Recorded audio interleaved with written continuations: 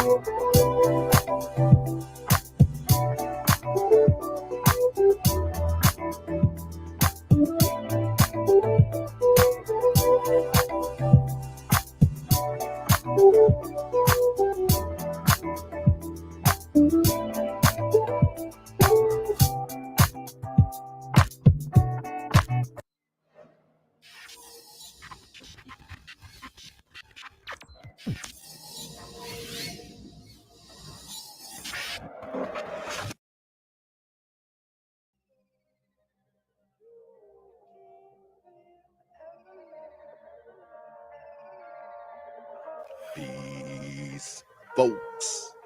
This is X from TPOT Media. Open your mind and wake your black ass up. You know what time it is. Hit that damn like button as you make your way in the door. Grab a seat, settle in, get ready. It's the Grown Man Hour with your host, my man, Bernard Riley.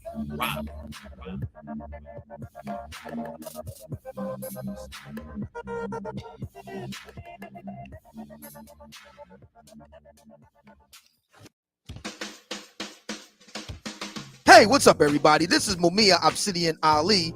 You know who I am. I need no introduction, right? And you're listening to the Grown Man Hour with my man Bernard Riley, heard weekdays right here on YouTube. What do you think about that? How about that? Now let's get back on with the show. Thank you.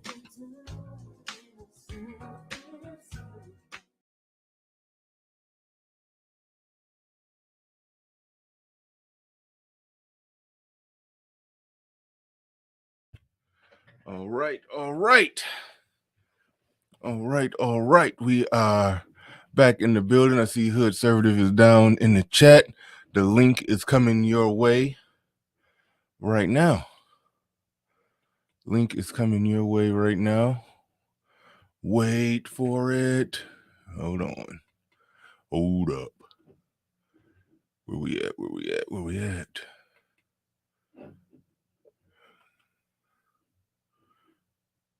There. Oh wait, no. I'm gonna send it to right on the thread we already on. I was just got done talking to you. Well, last night or yesterday, and now I can't find you. Nope, that's a different David. That's David Carroll when he sends the email for the rabbit hole. It's almost sent David Carroll the link. Wrong David. Why can't I find you? All right, I can't find your email, but I know it's right here in my face. Just give me 1 second. 1 second. All right. All right.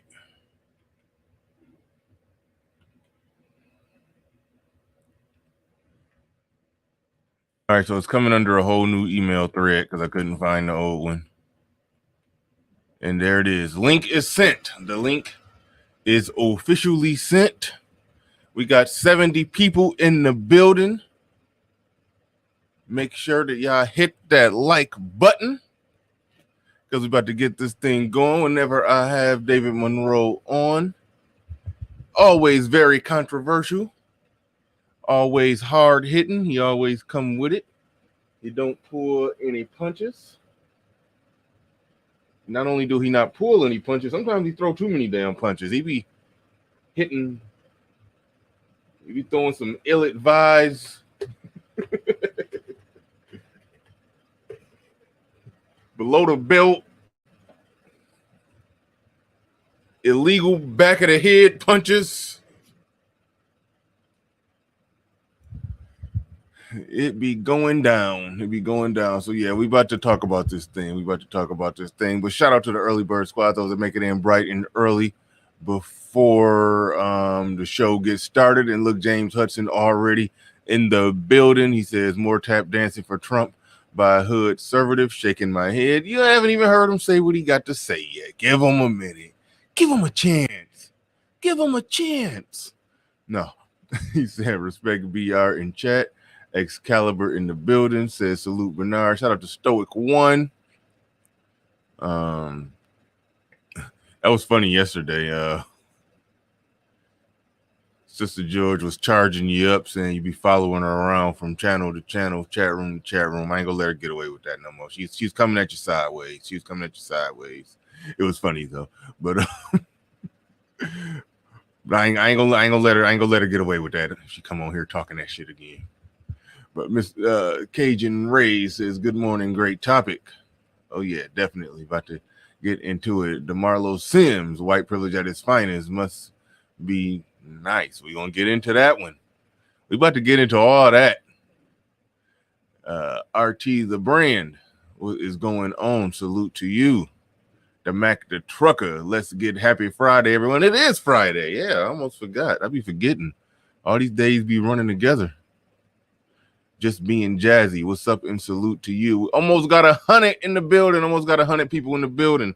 Let's go. Let me plug in my hold up. Let me do this. Y'all don't need to see me crawling on the floor trying to reach an extension cord so I can plug up some things.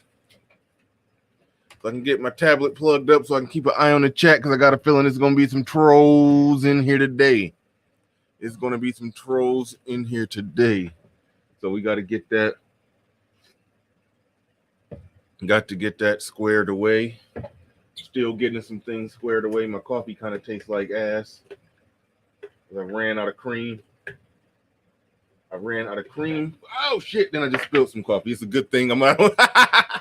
It's a good thing I'm not on camera. Y'all will be clowning me right now. I just spilled all this damn coffee and burned myself. If I was on camera, man, y'all would be clowning the shit out of me right now. Y'all can't see it though.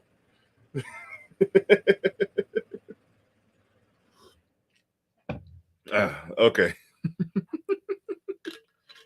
Damn it, how did I do that? All right. As I clean up my mess, I'm gonna bring up the special guest. What's going on? Knock knock. Are you there? Yeah, good morning. Morning, morning. What's going on? What's going on? Glad you can make it. I remember I hit you up on relatively short notice, man. You always answer the call. You always show up when I Nah, this is one of my favorite spots to be on YouTube. So, I'd be glad to come. man. I appreciate it. I appreciate it. So, where do we start with this thing? Uh, What, wow, bro, this thing is a mess. I'm not gonna deny it is a mess. okay. You can't clean this up too well. So I kind of went the opposite route and just stood on it. Yeah, that's what I was shocked about. I assumed you had did some coverage on it, so I wanted to watch that leading into this, and then I looked and I was like, man, he haven't even really talked about it. I think you may have touched on it on Trey's channel, if I'm not mistaken. I think. Not really. I did a quick stream on my channel, but I really didn't discuss it with like other people until I got to BMT's channel, Okay. maybe like yesterday morning. So we kind of had it out over there a little bit. And my take on it is this. You get what you deserve, man. What'd you think people were gonna do? Like people are only pissed on the left side of politics? Mm. And for years now, people have sort of just been quietly getting abused and getting insulted by the media and people in government. And this is we're not even getting into the race element of it yet. That's a whole nother ball of wax. Yep, we go in there. But the thing is, like, people on the right, I can see it. Like, people are just sort of upset, and then you kind of cap it off. When Trump first had his rally, very first rally in Chicago years ago, people forget this because the media is very dishonest when they'll tell you that all the violence in America is coming from right wingers and angry white people, yada yada yada. And it was angry white people, but most of them are like purple haired hippies and shit. But the violence in the nation, it exploded. The political violence in the nation exploded for the first time in Chicago when Trump tried to hold a rally before he ever even became president, when he was still running for president. If you go back, if you could actually pull up the news stories, because they're fucking buried down the memory hole on the internet, but Trump supporters damn near had to run through a gauntlet of like counter protesters that were essentially bussed in from all over like the local region. And there was violence right then and there. People were getting attacked. People were having like insults thrown at them, having objects thrown at them as they walked into a Trump rally. So from then on, there's been like low-level political violence in the street. There's been spats. There's been fights on the West Coast, Antifa stuff going on. Just street fights with people who you may or may not call Antifa, but you can see there's definitely that left-right divide. And you cap all that shit off with the year of lockdowns. The year of lockdowns where everybody is told to, obey the rules, and you can't go to work, you can't go to school, you can't run your business properly. But then you look outside and everybody's allowed to protest and riot and burn shit down. And the media covers for them. The media is okay. They're like, no, it's a peaceful protest. These are peaceful protesters. Oh my God, look at the police. They're shooting paintballs. They're shooting smoke grenades at these peaceful protesters. The cops are so horrible. And then one day, the Trump crowd has a peaceful protest and everybody loses their fucking minds. I think it's crazy as hell, but hey, Well, peaceful protests. Like, I mean, we've been having peaceful protests all year. Don't be mad at these guys for peaceful protesting now. That was part of my thing where they have called it peaceful protests when the cities was being burned. No, it's not just when cities were burning to the ground. When pretty much all four directions around the Capitol were on fire. So for people to call this an insurrection, an attempted insurrection, you see all the pictures of those cowards in Congress laying all flat in their chairs. like there's an active shooter running in the buildings and shit like that. When Trump had to run into his bunker because the leftist Antifa protesters were trying to storm the White House, people made fun of Trump. They said, "Oh, he ran. Oh, look at him. He's cowering in his bunker now because of a few protesters." Oh, but like, no, they were trying to storm the gates outside the White House. Peaceful protesters, y'all. Peaceful protesters. And to cap all of that off, none of you got murdered by the cops doing that shit. Lady got shot in the neck yesterday, well, the day before yesterday. So, yeah, I heard about it. That's what I was reading about. I was reading about that this morning. 4 people have died so far in the whole thing. Five. Oh, A cop 5? recently added to the list. A cop was recently added to the list, and again, it's a fucking mess all around. Shit's terrible all around. I'm not really trying to take a victory lap about none of that. None of the deaths. I'm just want to highlight the fact that as soon as it comes to the right wing and people who they walk around in the American flag, it's not a peaceful protest anymore. Come on, bro. I call bullshit on this whole thing. You can not like what you saw yesterday or the other day. You can disagree with what you saw the other day, but you can't tell me we weren't having a peaceful protest. All right, you said we. I'm gonna get into that we real quick. But well, I'm not gonna abandon. I've been on this side. Fuck it. I know. I know. Well, like I said in my pre-intro, I voted Republican for the first time, but I still don't stand by everything, that goes on right there. But I definitely take conservatism over liberalism and what Republicans got going on over what Democrats got going on. But when I see the Republicans doing some stuff where they get crazy, and yes, some of it is populist, some of it is putting the imagery out there, putting the image of the guy walking in there Confederate with the Confederate flag and all of that. It's like we see some of them that in a completely different place, and we see the image of that, and it's so much stuff that happened where they're feeding it to us that these are a bunch of racist bigots who doing all this horrible stuff. Some part of it is they're feeding that. Part of it is just Americans who are pissed at the outcome of what happened. They feel like something wrong was done, and they're reacting to it, much like how black people, and by extension, eventually all the liberals from all different factions of liberalism came and reacted to it by way of burning the country down. So there's a lot of different ways to look at it. We're about to get into all of that, but shout out to the angry man, the street conservative in the building. Shout out to you. Definitely angry man been killing it on the political end. So yeah, definitely. Yeah, shout out to Angry Man. I be watching a lot of his street conservative videos lately. Almost 99% pretty much in alignment with whatever's going on that side right there. Because I think we coming from the same angle in a lot of ways. But shout outs to Angry Man, bro. Yeah, absolutely. And also can't miss this one. Lionel, I've been hearing your name in these black YouTube crypto streets lately. I've been hearing everybody talking about you. So yeah, I'm definitely down for that. When I did the one-on-one with Oheen about crypto, your name kept getting mentioned. I always hear your name mentioned, but I'm glad you showed on up, just gave you a wrench, and yeah, we will be talking. My email is in the about section. So yeah, hit me up. I call Oheen Crypto Moses. But yeah, you definitely your name is one that definitely rings out in these streets. So yeah, we'll be in communication. So thanks for the super chat, and I appreciate you coming on through, and we'll definitely do something. Bitcoin went crazy last night. I've been telling you, exactly how much I put on it, and wasn't a whole lot. Probably like 10 days ago. Well, started 2 weeks ago, but at about the 10-day mark, I'd had up to about 1,800 that I just put on it, just watching it, seeing where it go.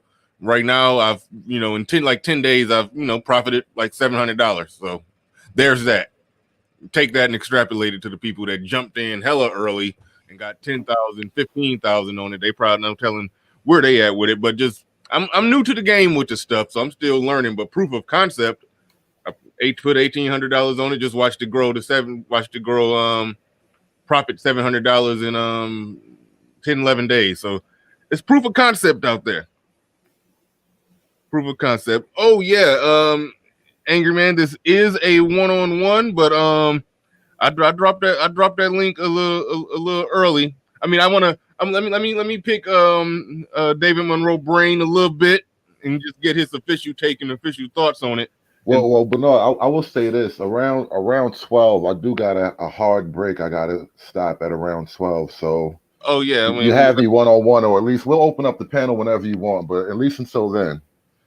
oh yeah, no, yeah, but if Angry Man want to come get a piece of this, I'm definitely letting Angry Man up. Definitely, Yeah, facts. yeah, definitely. So I'm gonna drop the link early for Angry Man, but I just want to pick your brain, get your official thoughts, your name, your face in the thumbnail. So I'm gonna give you that respect. Let you fire off. But then yeah, I normally drop the link at the hour mark. I'm dropping it hella early. Angry Man want to come in and get a piece of this, so I'll be dropping it soon. But damn, where was we? Just hang on for a minute, Angry Man. But I definitely want to get you on. I wanted to say one thing real quick. I think we should all, whatever side of the game you come from, because this is one of these events. Like the event itself is so big, like it supersedes like political factions. Everybody's already on their sides, and I will say most of us right now weren't alive, or we can't really be a part of what happened when like Kennedy died or the Gulf of Tonkin. Nobody really knows what happened on that, but this is an event that was probably like on par with a national direction changing event in the nation. So a lot of rumors and a lot of conspiracy theories are going to be born out of what happened that day. Yeah. Yeah, fantastic in the building with the super chat. He says people don't see what's happening and it's cool, but us conspiracy theorists will be hollering at y'all in about 10 years.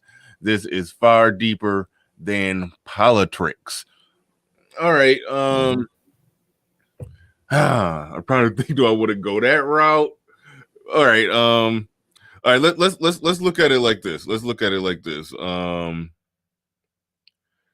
Overall, what they're doing it for, the reason that they're down there, they're if I understand it correctly, they're trying to, part of what they were trying to do, a part of it was disrupting the count of the electoral votes. They feel like the vote was a sham, was a fraud, was this, was that. So in your assessment, is that just at face value, that's what they're down there for? They down there just normal protesting of the process, trying to disrupt it, and then and you got a good general agreement with that. Like you're not out there with them, but you are with them 100% on their reason for going in there causing the ruckus that they causing. Yeah, I'm with it. Okay, you're 100% with it. Now the part of it that's interesting to me is I like to analyze everything from what Black people are doing and what Black people are saying and how Black people are reacting to it. And we keep hearing all of this. If these were Black people, it would have been just mass shootings. 1967, bro. Just full blown. Why did you say 1967? Go ahead. The Black Panthers stormed the California Capitol building armed with rifles and held it down. And nobody got shot, not even a white girl.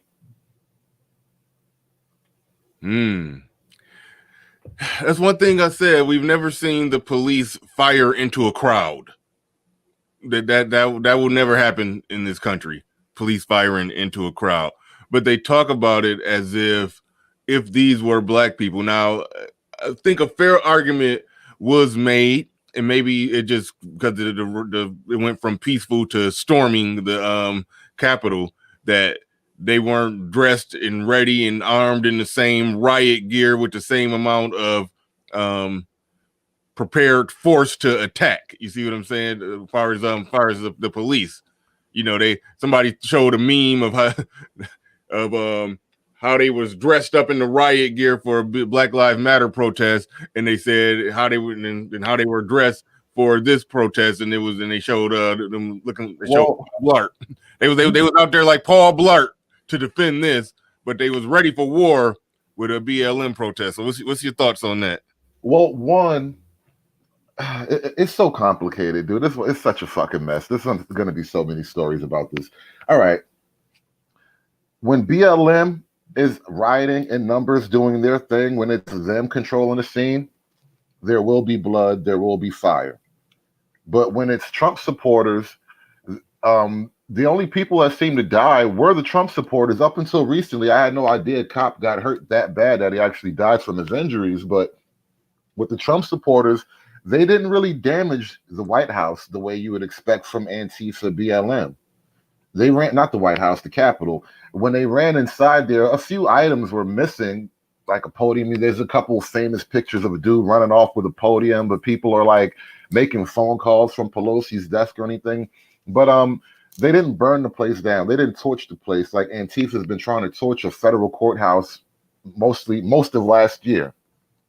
So there's that. There's the reality between the actual violence that Antifa commits and the left has committed versus this one spate of very low level violence that the Trump side has committed, which is it's hard to even call it violence compared to what's been done. Like on day one of these leftist riots, black people were getting murdered in these things.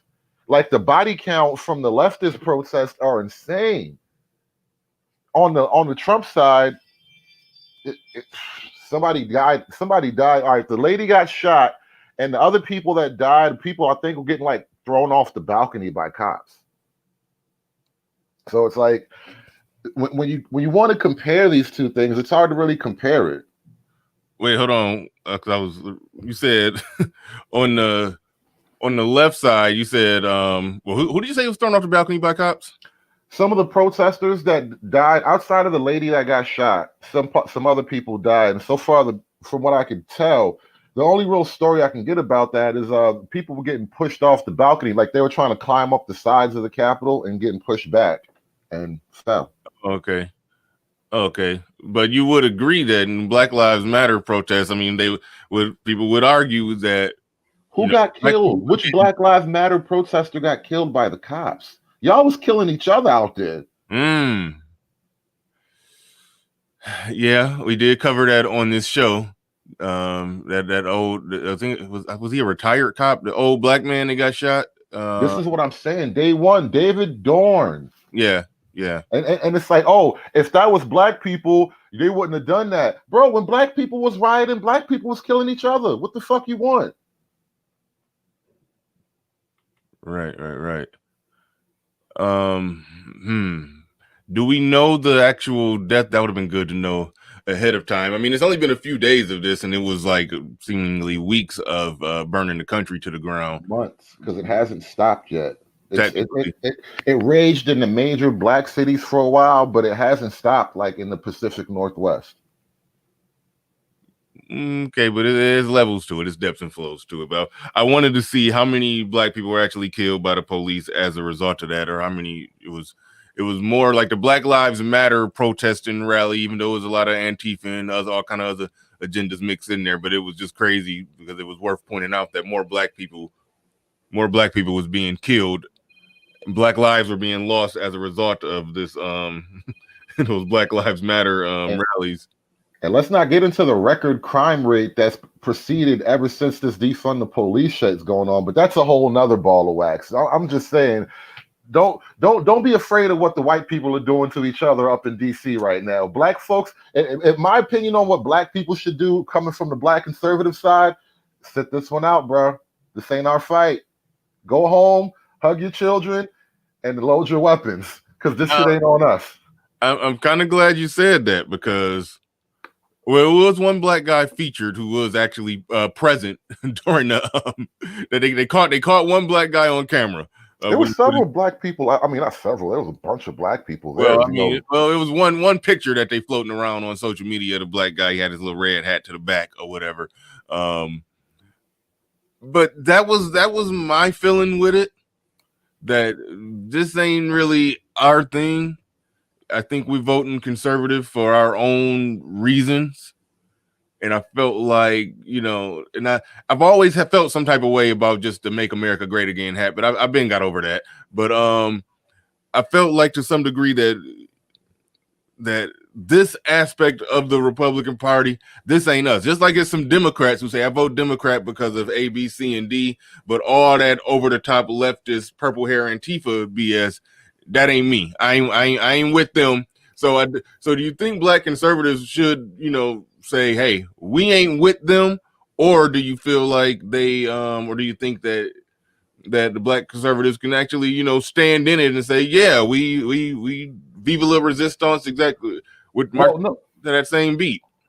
I'm kind of splitting hairs a little bit when I say that, because it's your sense of patriotism or your just sense of resentment at what's coming. You're not even a patriot. You just hate the other side. Then go with God, bro. Do as you want. But where I was coming from was from a racial angle. Like, don't think that this is a black people's fight.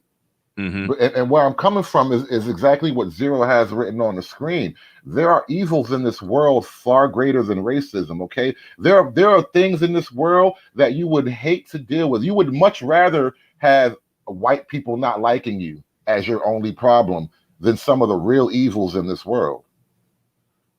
All right. Zero in the building with the super chat. He says, how many people recognize the importance beyond racism? We had an election of a third world country. We had the election of a third world country heading toward communism, and black people think the cost of welfare isn't their civil rights. Thanks for the super chat. Zero.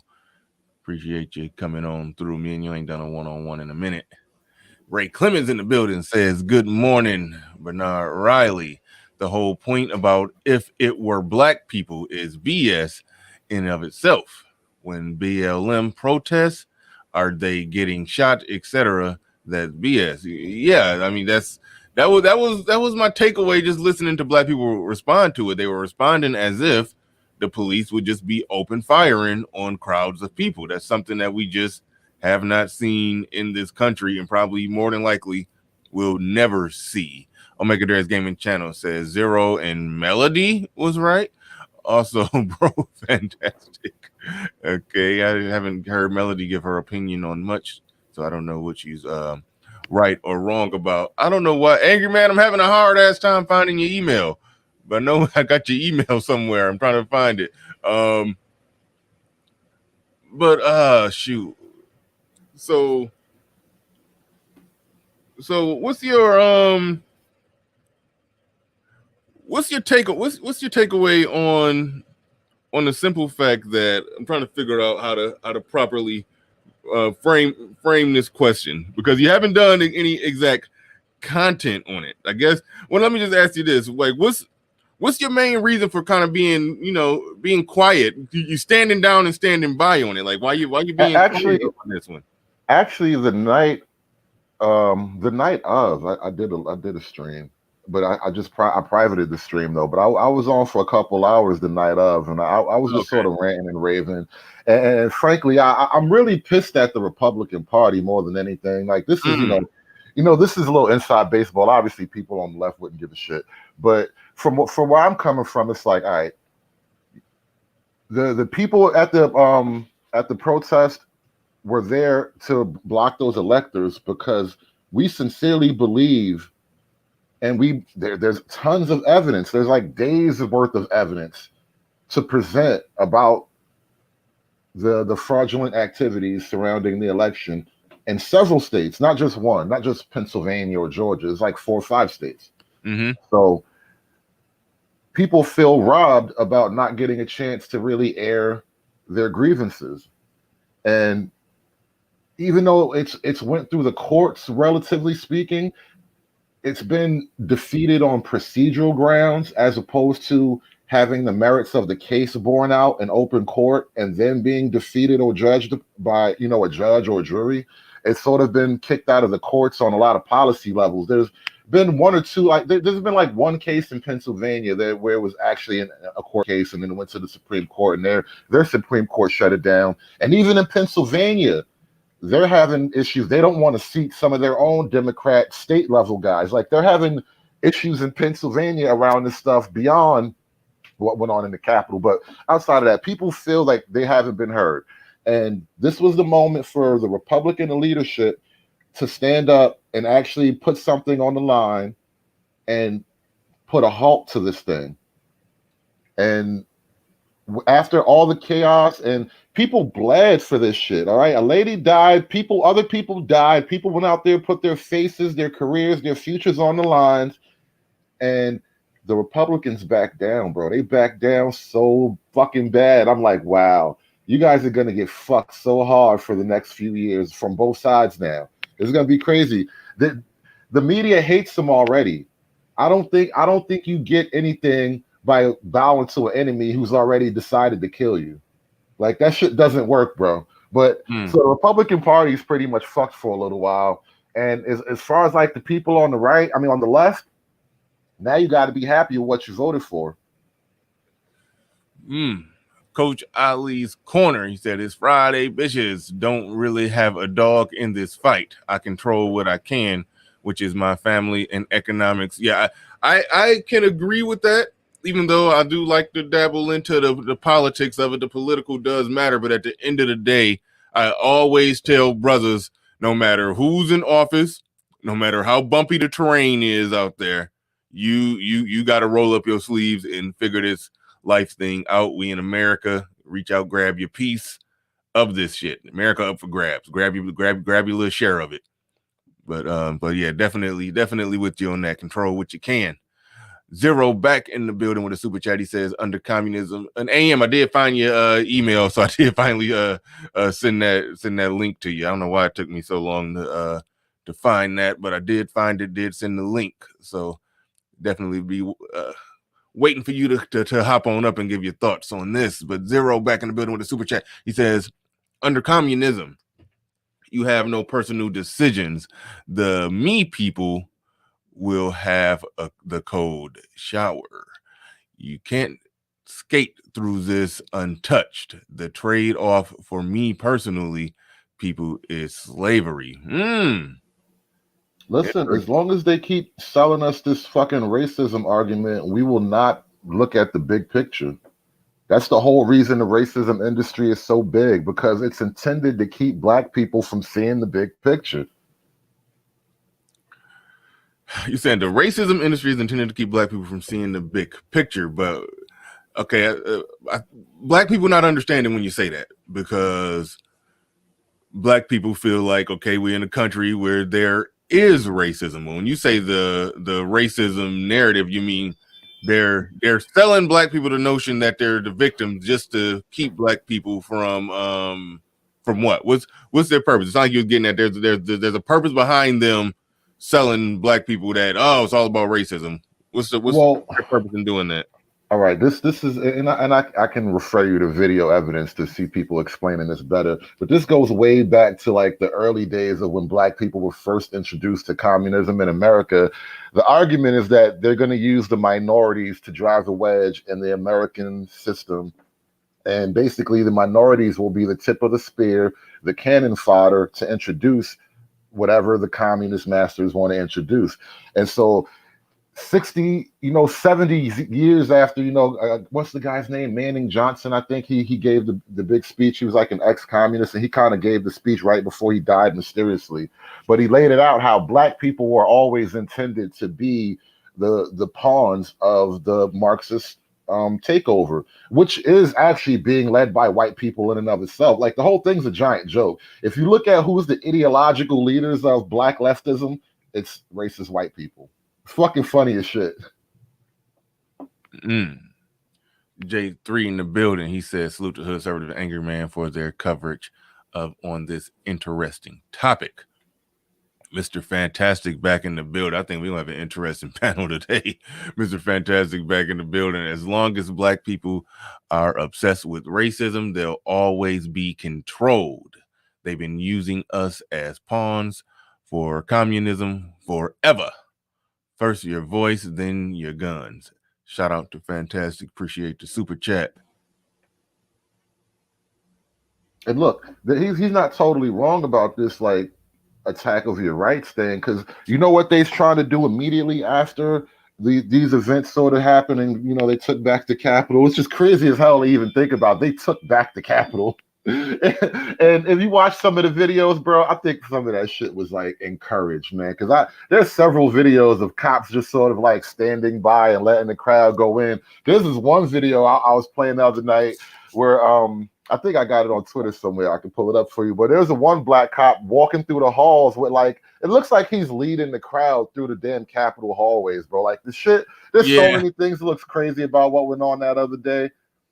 That's what I meant to ask you about, because there was a lot of people saying that, oh, they just rolled out the red carpet and ushered them on in. But that was the black cop that helped with that. So put your black card on him. But that's a whole nother thing too, because immediately after that, they started to say we're going to ban these Republican representatives.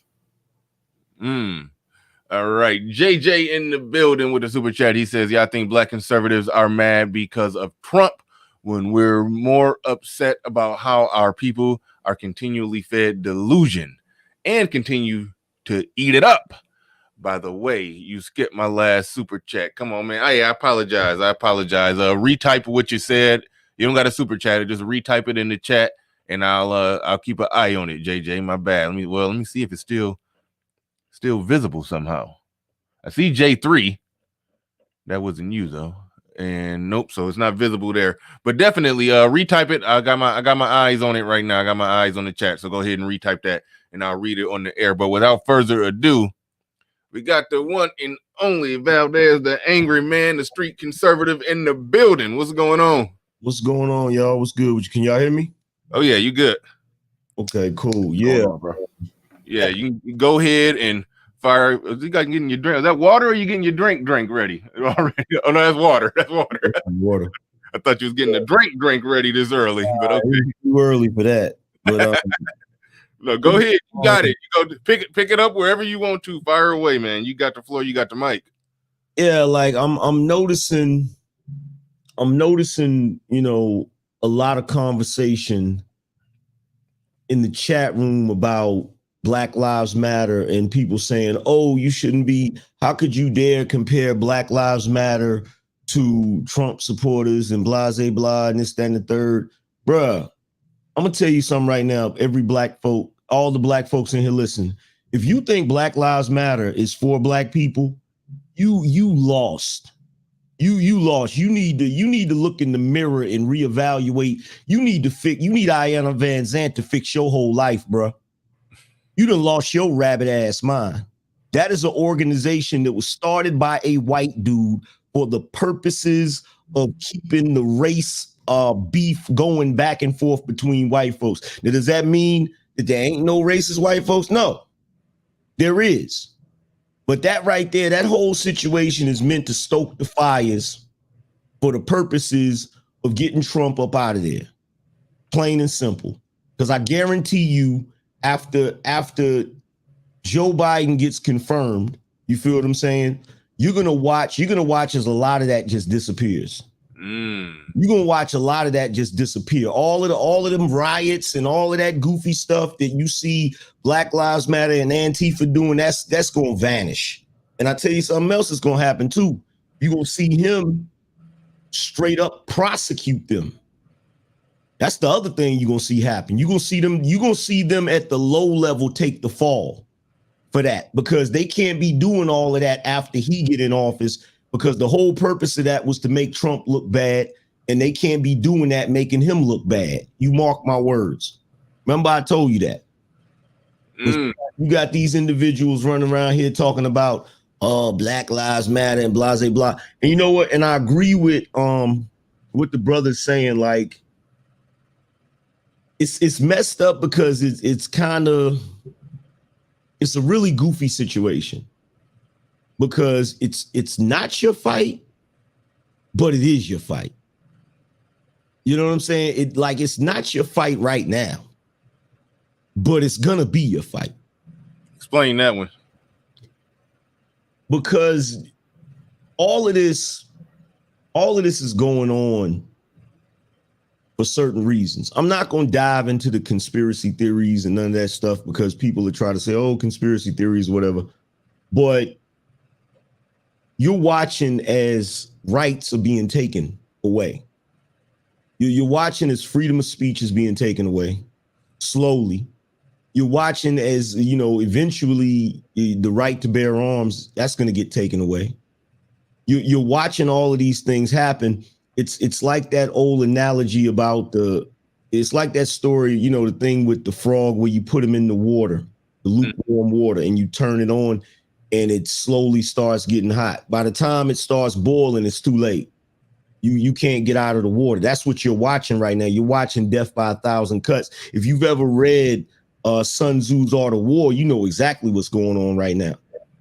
And the people are not paying no attention to it. Like the brother said, you know, in the super chat, we literally just watched our country have a election like a third world country. And you literally got people sitting back, ignoring it, pretending like, oh, it ain't nothing. And look, here's the thing. I don't even got to go into none of the, you know, there's a whole bunch of theories about what happened. There's a whole bunch of theories. Oh, well, this happened, this was switched, and that was switched, and blah, blah, blah. I don't got to go to none of that. All I got to say that debunks everything off the rip is that Wisconsin, Commonwealth of Pennsylvania, Georgia, and what was the other one? Arizona. Every last one of those states, right? Every last one of those states violated the U.S. Constitution, flat out, point blank, period. And anybody that wants to go look it up, go look it up. It's Article 2, Section 1, Clause 2 of the United States Constitution. The state legislature is charged with the duty of determining the place, the time, and how elections are conducted. If anybody else changes any rules dealing with elections, that's unconstitutional, flat out, point blank, period. And each one of them states did that. They all changed the rules, and they wasn't supposed to do that. So you don't even got to go to all of that extra stuff. Just off the rip, you're dealing with the constitutionality of it. And the fact that you have individuals that are willing to ignore that, that's the scariest part of it. Because if they're willing to ignore that part of the Constitution, what's the next part they're going to ignore? Freedom of speech, Second Amendment rights, freedom of religion. You know what I'm saying? Like, so you literally watching your constitutional rights like just vanish right in front of your eyes. JJ, I dug up that super chat you sent me, man. I appreciate that. Says, don't forget. Yeah, we actually touched on it. He says, don't forget that a black man protecting a business was actually killed by BLM protesters. LOL, pathetic. One thing that you said, I mean, I think most people in this, well, you can't even say, well, hopefully we can say most people in this space understand that Black Lives Matter. Ain't definitely not for black men, and barely even for black people. Barely for black people. But you mentioned how you said a white man started it. Now the Convention of Wisdom is the 3 black women, 2 of them lesbians started it. You said a white man started it. Explain that one, break that down. Or are you just talking about the money that he put behind it once it got going? Well, it's his money that he invested into it. You know what I'm saying? But you mean Soros? Yeah, but it's the purpose of it. You feel what I'm saying? Like the way I look at the world, whoever put the money behind it is the person that started. Okay, got it. Well, let me add to that a little bit, and this is what I mean about your ideological base. So Angry Man's 100% right. The money base that comes from this, like BLM just collected how many $6-something billion, maybe $10 billion over the last few months. A lot of money's passed through their hands. They didn't get that shit from the black community. All right, that's off rip. And then 2, what do they believe? What are the ideas that motivate their thoughts, right? They've explicitly said they're Marxists, and so they're going to train other Marxists in the art of Marxism. Who is Marx? Marx don't fuck with you niggas. Nah. He doesn't. In fact, if you look up Marxism, Karl Marx, and a few other individuals that have this sort of ideological view about a communist, socialist type society. They viewed people like black people, they refer to them as lumpen proletariats, which are basically individuals who have no political knowledge, who just basically, you're basically plebeians. You're considered, you're like serfs. You're like basically a step up from, if not the equivalent of a slave. They don't expect you to be able to gain any type of power. They just want to use you for whatever movement they're trying to get started. You're basically stepping stones. So if you don't like, it's amazing to me that in colleges they actually teach Marxism and people actually fall for it. There has never been a society that has had any type of Marxist view that ultimately turned into a utopia.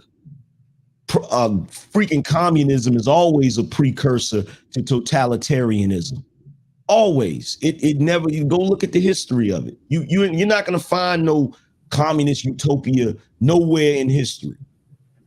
Go look at Africa, bro. A lot of these nations that are war-torn places in Africa, because their leaders back in the 60s started to adopt some of this shit, and they can't get out of it so easy.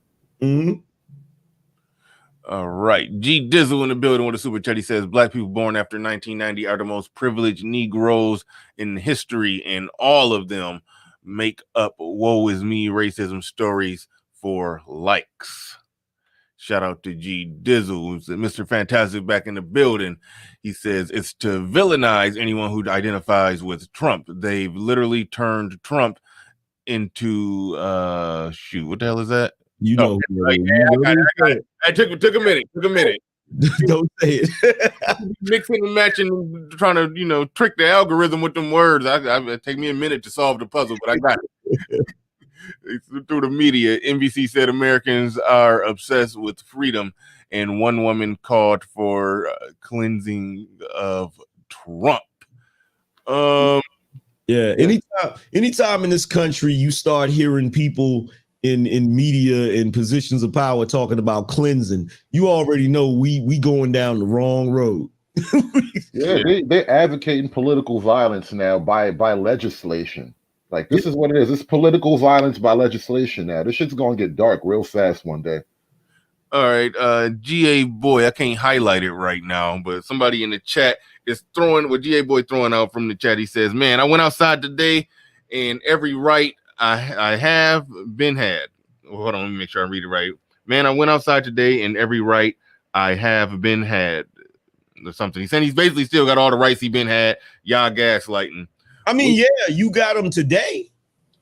You got them right now for the time being. Do you have the right to walk into a business establishment with your plain face? But no, here's the funny thing that I noticed he said in the chat room. He said, conservatives don't F with y'all either. Get out of here. Who does F with us? Like, y'all sound like y'all. BNB, nigga, we all we got. What kills me more than anything is the rationalizations that you niggas use to try to run away from reality. It's the funniest thing in the world to me. I know some of this stuff that people are talking about scares you, but you can't, look, you're not going to be able to hide your head in the sand forever. Sooner or later, you're going to have to deal with it. Sooner or later, bruh. Because y'all been living in this bubble for far too long. You've been enjoying, it's like Bane said on that Batman movie, victory has defeated you. You've been enjoying all of this luxury, all of this stuff that, has been afforded to you. And you from time to time, you complain about racism or whatever. And I'm telling you right now, with what I've seen, as far as my little bit of research, and I pray it never happens, but what looks like coming down the pike, racism gonna look like a vacation compared to what's coming down the pike. So you can keep pretending like this is the most horrible place on earth and blase blah. But if you ever sat back and thought about it, if something were to jump off here, where else would you go where you could live the way you live in here? Well, Let me give you an example real quick. I don't know if anybody's aware of this. Recently, Governor Cuomo coming out of New York, he just pissed off a lot of people by introducing legislation that would give him the power to apprehend and hold people upon suspicion of having a communicable disease. Concentration camps. Right. No, I did a whole stream about this. I'm like, bro, look, why don't you round up the poor and have a concentration of the homeless in this COVID camp? Like, that's why not? Because it's going to give him the power to just look. I think you're sick. Oh, you coughed? Yeah, get over here. Now you're in the back of this van, and we might not see you ever again. And this is in legislation, bro. But you motherfuckers is worried about a white man not liking you. You worried about the black woman not fucking you. Like, this shit is amazing. It's crazy, man. It's crazy. And they don't even see it, bro. They don't even see it. They don't pay attention to world events. Every other country right now is fighting against China. Every other country right now is fighting, trying to stop the paper dragon from becoming the new world superpower. You got India. They already tried to do some military occupation in India. And the Indian soldiers fought them off or whatever, and now they denying them rice because they had to try to import the rice over there because they had those floods that flooded all of their rice paddies and stuff. So they having that issue. They also had the issue with electricity because they can't get coal from Australia because they said Australia was the gum on their shoe. They also having an issue with Japan because they tried to jump something off with Japan. Like, people are not paying no attention to this. They're not paying no attention to what's going on right now, bro. They just sitting back in their little comfortable bubble, and they think that, you know, they taking their American freedoms and everything that we have for granted, and they don't see how quickly it can be snatched from them. And the crazy thing is they haven't even noticed that some of it has been snatched from them, just like you talking about with the masks and stuff. That's what I mean, bro. You saying you still have all your rights, bro. You not paying attention. You're happy to give up your rights. Like, that shit bothers me that this whole mass thing is coming around, because it's not that they're forcing you to do it now. It's that they won't ever stop. They're just gonna keep adding on. They're gonna keep finding more and more reasons to come up with more and more rules. Like, now, listen, we got COVID Part 2 come out right in time for the new year. COVID 2 came out. This shit will not just end. They're not going to give you back your rights, bro. Read that right there. Yeah, Stealth War by Robert Spalding. How China took over while America's elite slept. And you know what? At the top, half the elite weren't sleeping. The motherfuckers was in bed with China. It was like Eric Swalwell sleeping with China. It was helping them. It was helping them. Like, real talk. But they, you know, I've said this before, and I've said this like numerous times. With black folk, they basically go along, they go along to get along. And they will deny certain things all the way up until the noose is around their neck. You can't tell them nothing. You cannot tell them nothing. You can't tell them anything, right? And, you know, matter of fact, I want to speak on the situation that happened at the Capitol. Yeah. That was goofy. That whole situation was goofy. You feel what I'm saying? It was a goofy situation, but it's not what the media is trying to tell you it is. It's not. It did not jump off like that. It didn't go off like that. First of all, the dude that they got the picture of that they're trying to say is a Trump supporter, the dude with the horns on his head, that dude was at a Black Lives Matter rally. They had pictures of him. He was protesting with Black Lives Matter. Now all of a sudden he a Trump supporter. Like, come on, bro. That right there that's the okie doke. That's the trick bag. Wait, hold on. Let me just ask you this straightforward question, because I heard some people saying this.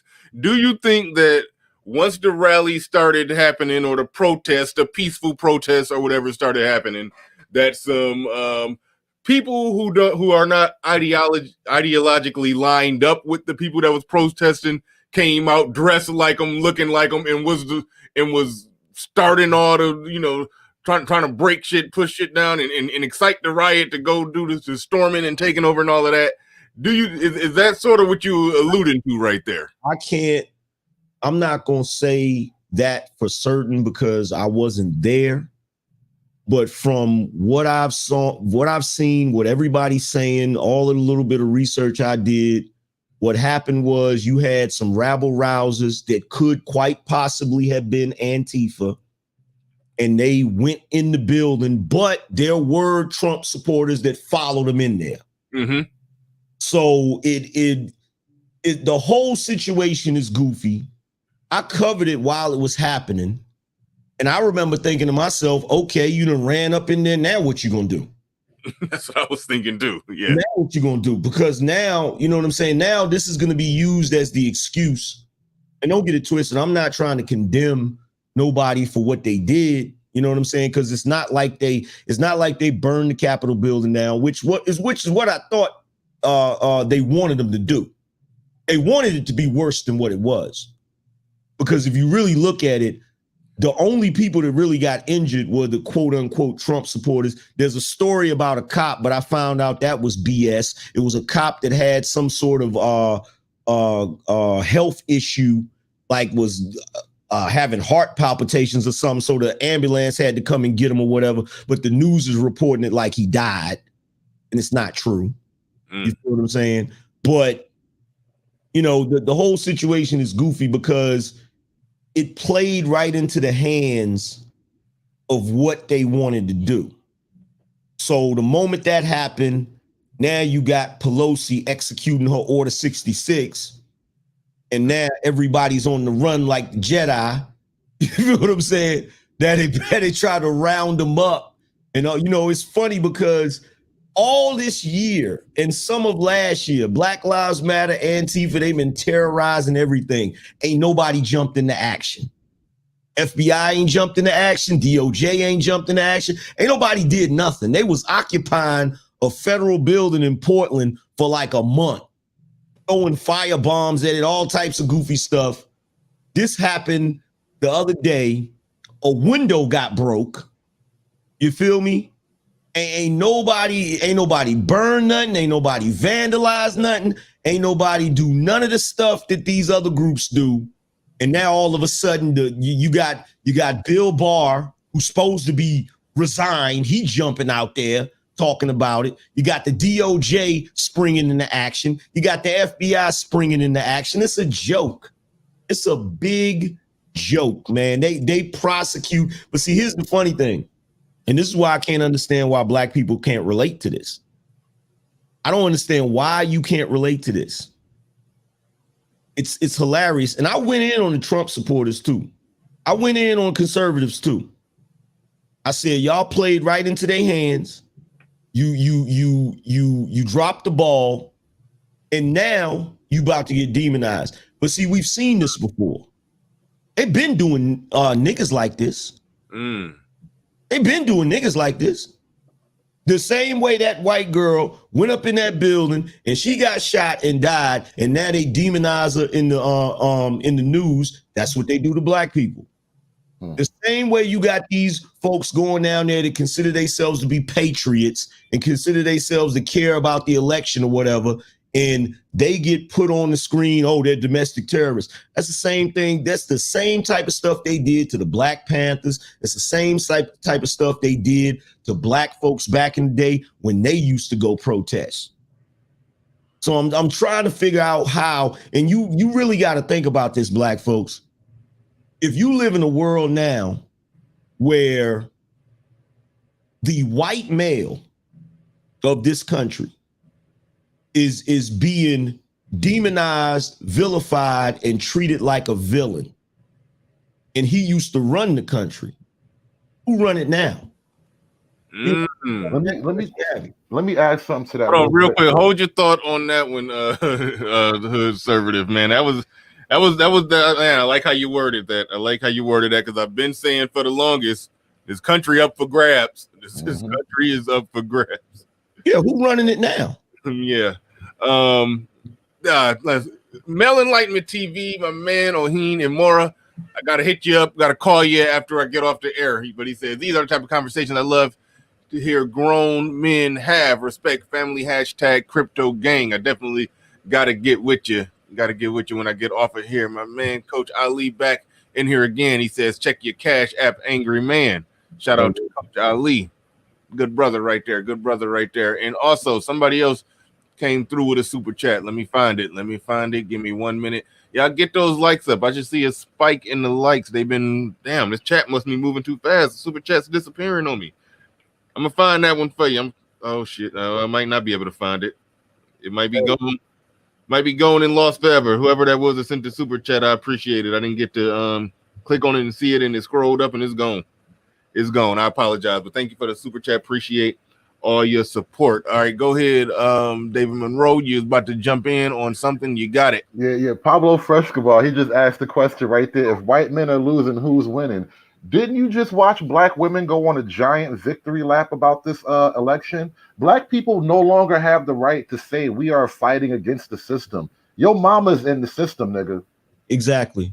You can't. That's the other thing. This argument that, oh, it's the white premises and bruh. Stacey Abrams just made Georgia a blue state, bruh. Yo, that was the biggest magic trick you will ever pull off. Like how? Bruh, it won't a magic trick. Like, bruh, let me tell you something. That wasn't a magic trick. That is the result of power and influence. That's what that is. That's the result of power and influence, bruh. Straight up. And brothers cats are sitting around acting like they don't see it. Like, bruh. And see, here's the thing, and I get it. I get why some brothers, they want to be like, yeah, man, that's what's up. They took it from the white dudes, blah, blah, blah, whatever. But they not going to give it to you. You still going to be a second-class citizen. Facts. In the world where black women have a position of power, you're not gonna be running nothing. And see, that's the thing. I get where brothers come from when they talk about the history of black men versus white men and the issues we've had and all of this. But you got to realize you're in a really messed up dichotomy, in a really messed up position, because they're gonna target the patriarchy and say white men this, white men that. But you got to realize they throw you in the boat with them. Right.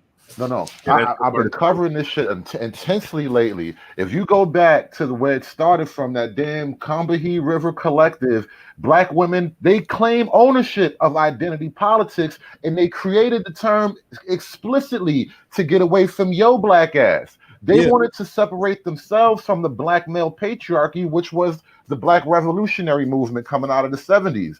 So once they got together to form their own black women's collective, it was done with the explicit knowledge that we want to separate from them niggas. And from now on, black female politics has been operating like its own racial minority block, but using black men's sympathy and natural inclination because of mama.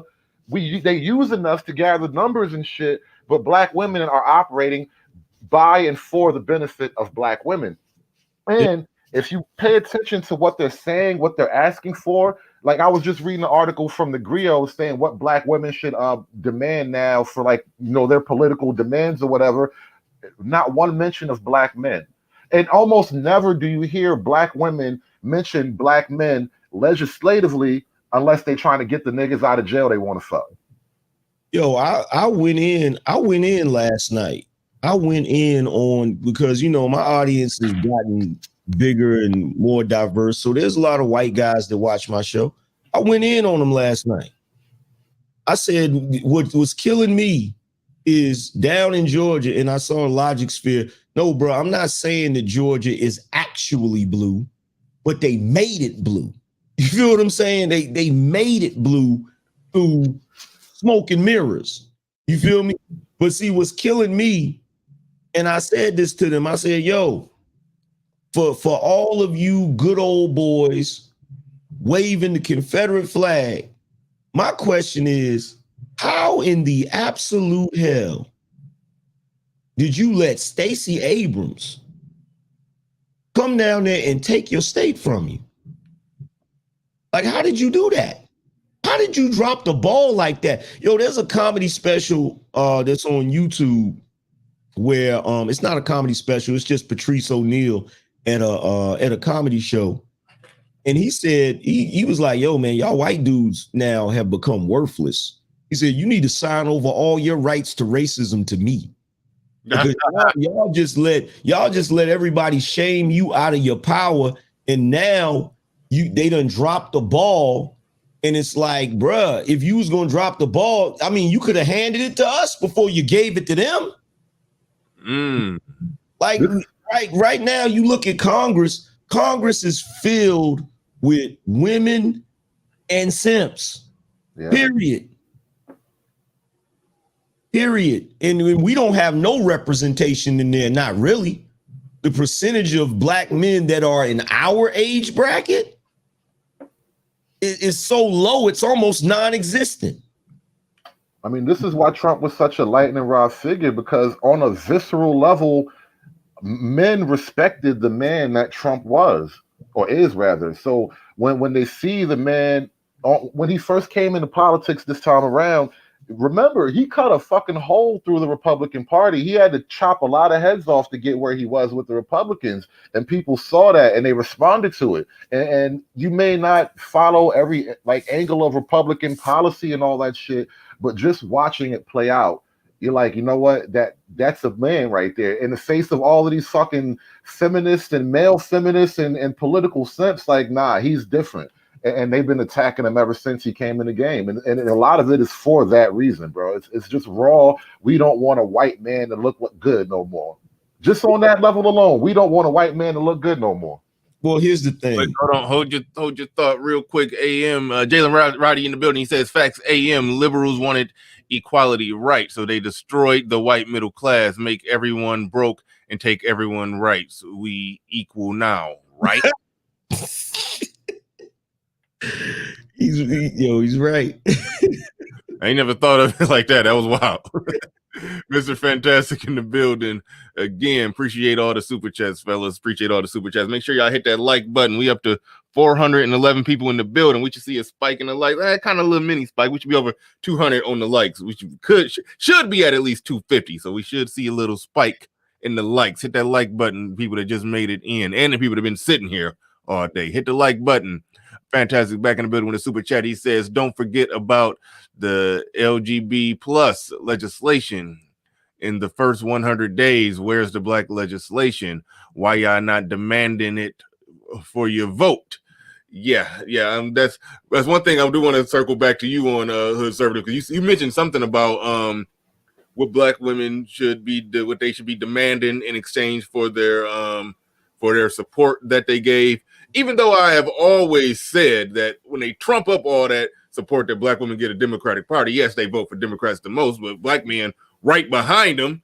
And I mean, it's like, so, but it's like all the glory goes to the black women for keeping the Democrats in, even though black men and black women, the only group that vote for one party at around 90%. So I mean, it's like them bitches save democracy, they gotta black women gotta have their toes sucked for it. But anyway, and black men just look like, okay, we just off to the side, just following. Which I'm glad many black men are going the opposite direction, because you ain't getting respect for voting that way either way. But that's a whole nother thing. But I do want to circle back to you on that Hoodservative. But we're gonna go to Angry Man on whatever he was about to say. Hopefully he's holding his thought on it.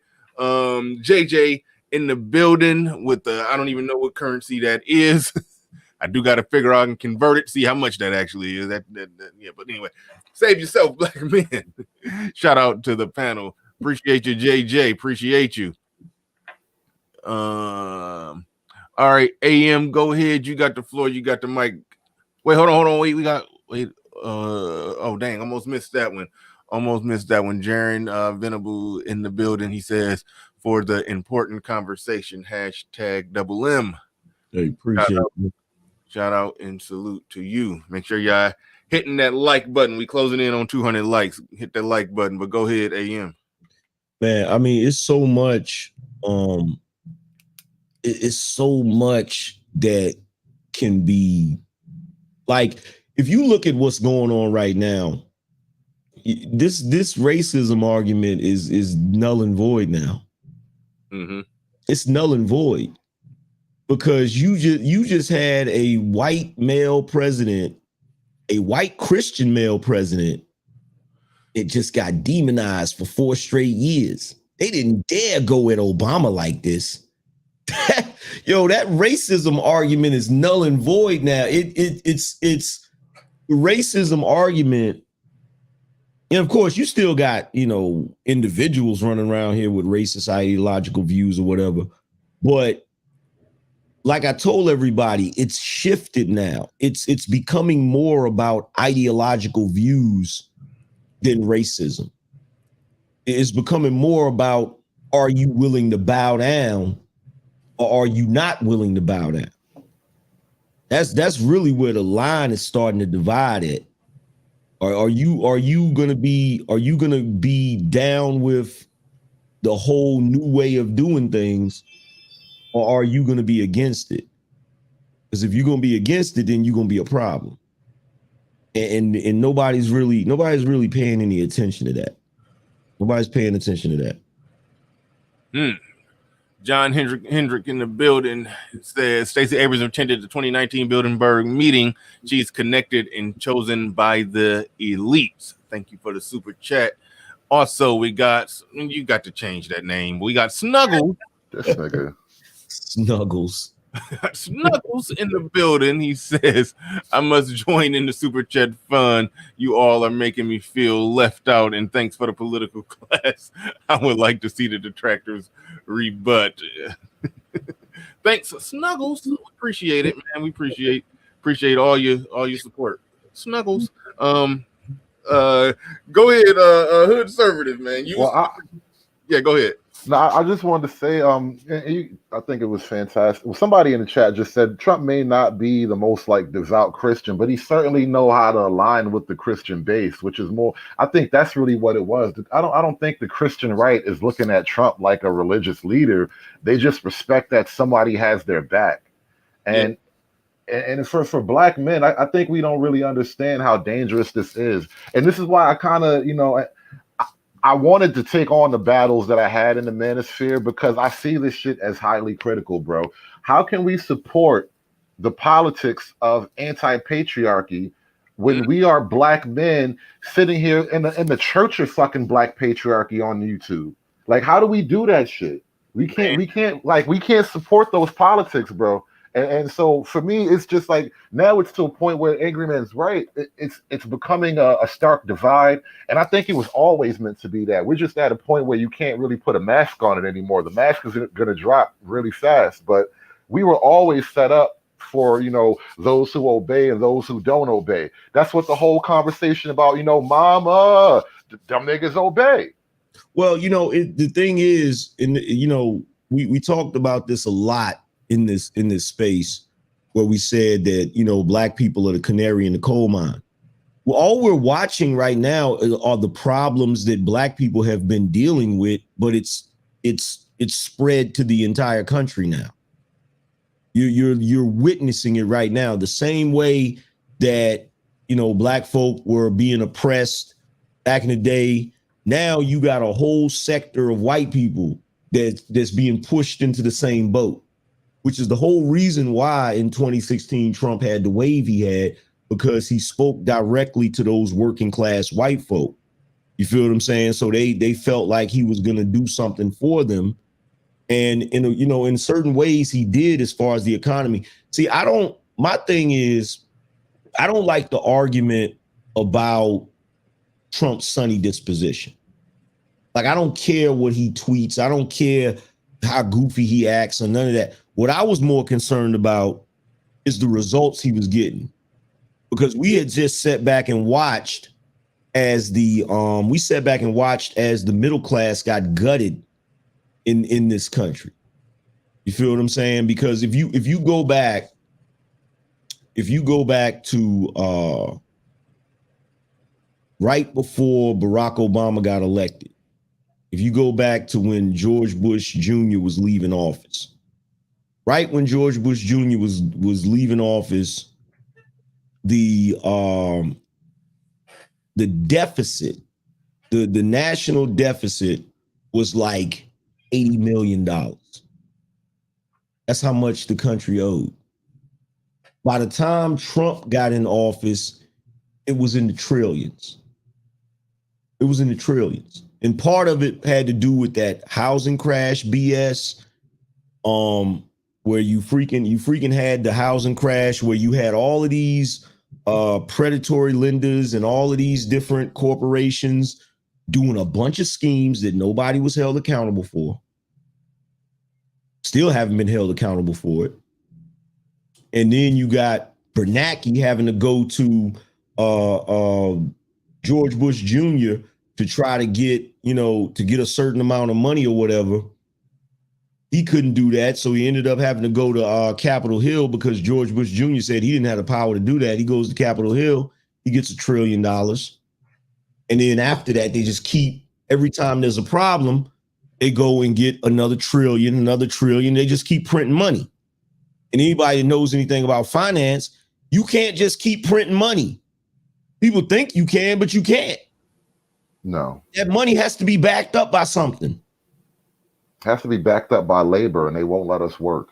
Exactly. And right now, you literally have the middle class. The middle class has been gutted, just gutted. And see, when they go and when they did their little BS with the freaking crash, and they went and got that $1 trillion, the first trillion. And when Barack got in there, they got another 4 trillion or whatever.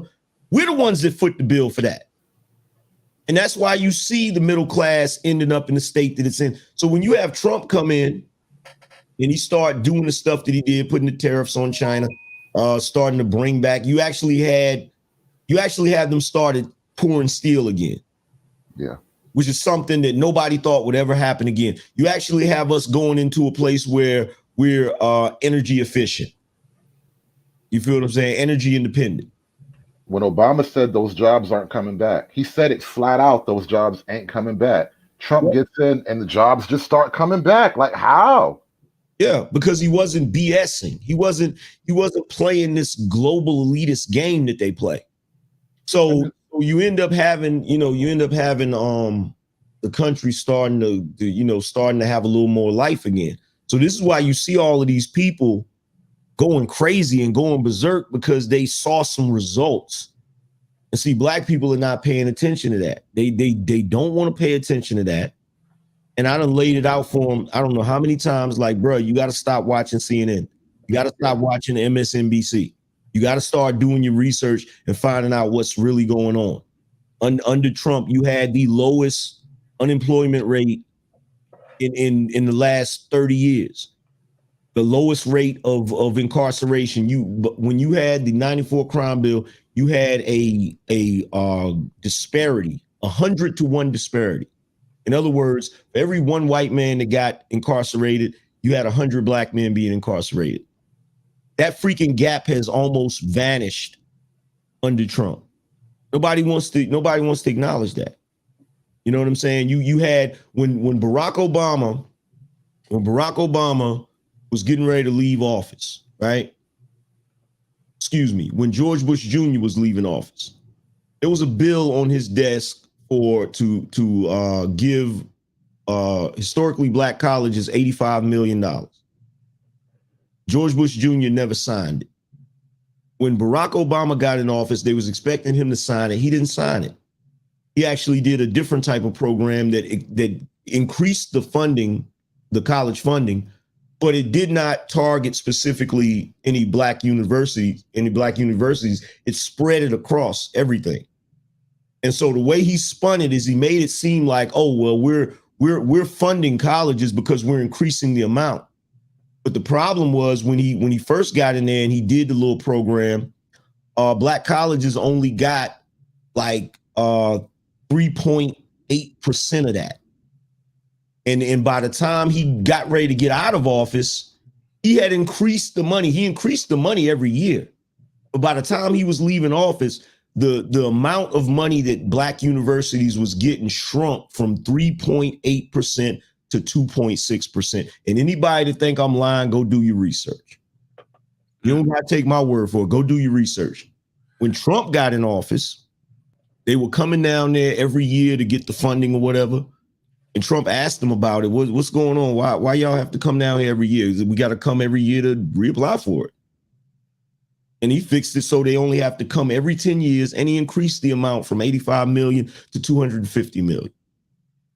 But nobody wants to talk about that. Nobody wants to talk about that. But that's the reason why you see these people going crazy. That's the reason why you see this is why you see this increase of Trump getting more black votes. He's the first Republican to get this many black votes since the 60s. That's why that happened. But it is what it is now, because now he's going to be vilified, and ain't no telling what they're going to do. I got him trying to pull it. I ain't even going to say that on your show. I ain't even going to say what they probably going to try to do to him. I feel like they going to try to freaking do him like Mel Gibson on Braveheart. I was just about to say that's definitely, that's what they want. At least as politically close to that if they can, if not the literal version. And I wanted to go back to, because you talk about the finances and the economics of it all. Hold your thought. I'm about to lose some super chats. John Henry in the building. He says, great show. B. Riley was good. AM. Shane Vicious came through. He said, are the conservatives supporting sedition? I can respond to that briefly if y'all want to. Let's see. Where are we at? I got Opinionated Brother Radio in the building with a super chat. Appreciate you on that. And also, I'm wondering in this day and age, is it really an insult to be called a coon? Because most of the people y'all be calling coons seem to be intelligent and not broke. And them conscious motherfuckers be suspect lately, man. I don't know. That's a good point. That's a good point. I just recently talked about how went and bought Larry Elder's documentary, Uncle Tom. You can buy it right here on YouTube. Real good documentary. I recommend that was a really good documentary. Oh, you saw it? Okay, cool. Yeah. I don't know how many people in this space checked it out, but I've been promoting it lately. Yeah, definitely go check that out. Black Caesar in the building. He says, repent for the kingdom of heaven is at hand. Thank you for the super chat. Appreciate that. Go ahead, Hoodservative. You were saying something was on your mind. I had to cut you off for the super chats because I didn't want to lose them, but go ahead, you got it. He was talking about the finances. I think are you there? Mic check 1 2. I'm giving him another second. You're on mute if you're talking. We can't hear you. You're on mute. No, I'm sorry. I had to step away for a quick second. I missed the question. Oh no, you were trying to say something about the finance of something. I had to cut you. Right. So on top of all the finances that Angry Man was talking about, if you move it up to the most current shot, they just gave everybody a $600 check. Mm-hmm. After closing the nation down for months and months and months, letting people get intimidated by all these rioters and all that shit, but you can't go to work, can't go to church. And they sent out a $600 check. BLM didn't do shit. Antifa didn't do shit. MAGA ran up in the White House. I mean, they ran up in the Capitol. I'm just saying, like, that right there, who's really got your back, black people? Mm-hmm. And keep in mind, because I know how the news likes to try to spin it. Last year, Trump introduced the first stimulus. Nancy Pelosi blocked it. The Democrats blocked it. Then they came out with their own version of the same stimulus package. And then it got passed. And you got your money. Then towards the end of last year, they were trying to come with another stimulus package. Nancy Pelosi blocked it because she knew it would hurt. She figured it would hurt Trump politically, right? So then after they feel like Joe Biden won or whatever, you feel what I'm saying, after the election, oh, now I'm cool with the stimulus package. But then they want to give you $600. And then Trump comes out and says, nah, $600 ain't enough. It should be $2,000 for individual, $4,000 for a family, right? And McConnell blocks it. Jeez. Then McConnell blocks it, and he had to be the biggest dippity do shit of the century because he just knocked himself out of the position of Senate Majority Leader because of that runoff election that just happened. And I don't know what his long game is. He has some kind of long game. I'm thinking that he's thinking he's going to be straight when 2022 rolls around and they have that new election. I'm thinking he's thinking they're going to take it back. I don't know what his agenda is. He's lost his mind, but in my personal opinion, it's going to be very difficult for the Republicans to actually salvage this. Yeah. It's going to be very difficult because you have their core base in the back, bro. The MAGA party, all the Trump voters, they are now the base of the Republican Party. I think that's kind of what happened in Georgia too. A lot of people stayed home. Yeah, they did. Because you got people like Nick Fuentes and Lynn Wood saying, you know what, fuck the Republican Party, don't vote in Georgia. And a lot of people listen, and now it's blue somehow. Yeah, but see, I told everybody that on a live stream. I said, look, it don't matter if Mike Pence go down there and rally for them for that runoff. It don't matter if Trump go down there. Because the one thing I know about people that support Trump or believe in what he believes in, they petty. They petty as hell. Do you really think that if they just sat back and allowed all of this goofiness to happen to Trump, the people that support him are going to go down there and vote for Loeffler and Perdue? Right. Hell no. Hell no. They said let it burn. If it's going to burn, let it burn. Loeffler dropped her flag immediately too. As soon as she gave her speech, she started out, I was gonna vote to block the electors, but in spite of everything today, I'm not. It's like, bitch, I don't think you ever had nobody's back anyway. Like, come on, man. They folded up like cheap lawn chairs, man. They folded up like, bruh, look, this was the first time in my history of living that I voted Republican. It will also be the last time. Most likely. No, think about it. Bro, this is the first time in the history of politics that a leader has called an army and an army showed up and the lieutenants folded. That's why they're scared of him. That's why they're scared of him. And that's why they're trying to get him up out of there right now, even though he's supposed to be getting up out of there on the 20th. They trying to get him up out of there now because nobody else has that right. That juice. Nobody has that kind of juice. And my thing is this, look, I always vote my interest, period. If you had a Democrat presidential candidate come out and he really was about his business, I'd vote for him. That's just the way I vote. I vote my interest. But I can tell you right now, with everything I just saw, man, I will never vote Republican again. It'll never happen. Can't vote Democrat, can't vote Republican. There's going to be a new party. That's why I say the Republican Party, or what we call the Republican Party today, is officially dead. They died on January 6th, 2021. You can fucking mark that date on the calendar because a lot of people walked away, not just pissed off at the events at the Capitol, but it just was a cap to years and years of being pissed off and disappointed. And you finally had like the perfect candidate, and you guys just couldn't get down with it. Yeah, and see, you got to realize this too. It stopped on the 6th. It stopped being about Trump. Right. I said that on my stream that night. I love Trump. Listen, the man deserves a fucking medal for what he did for his side of the movement, but it's bigger than you now, and it has to be, because they'll handicap Trump. They're going to kneecap the shit out of Trump, but they can't kneecap a million angry people.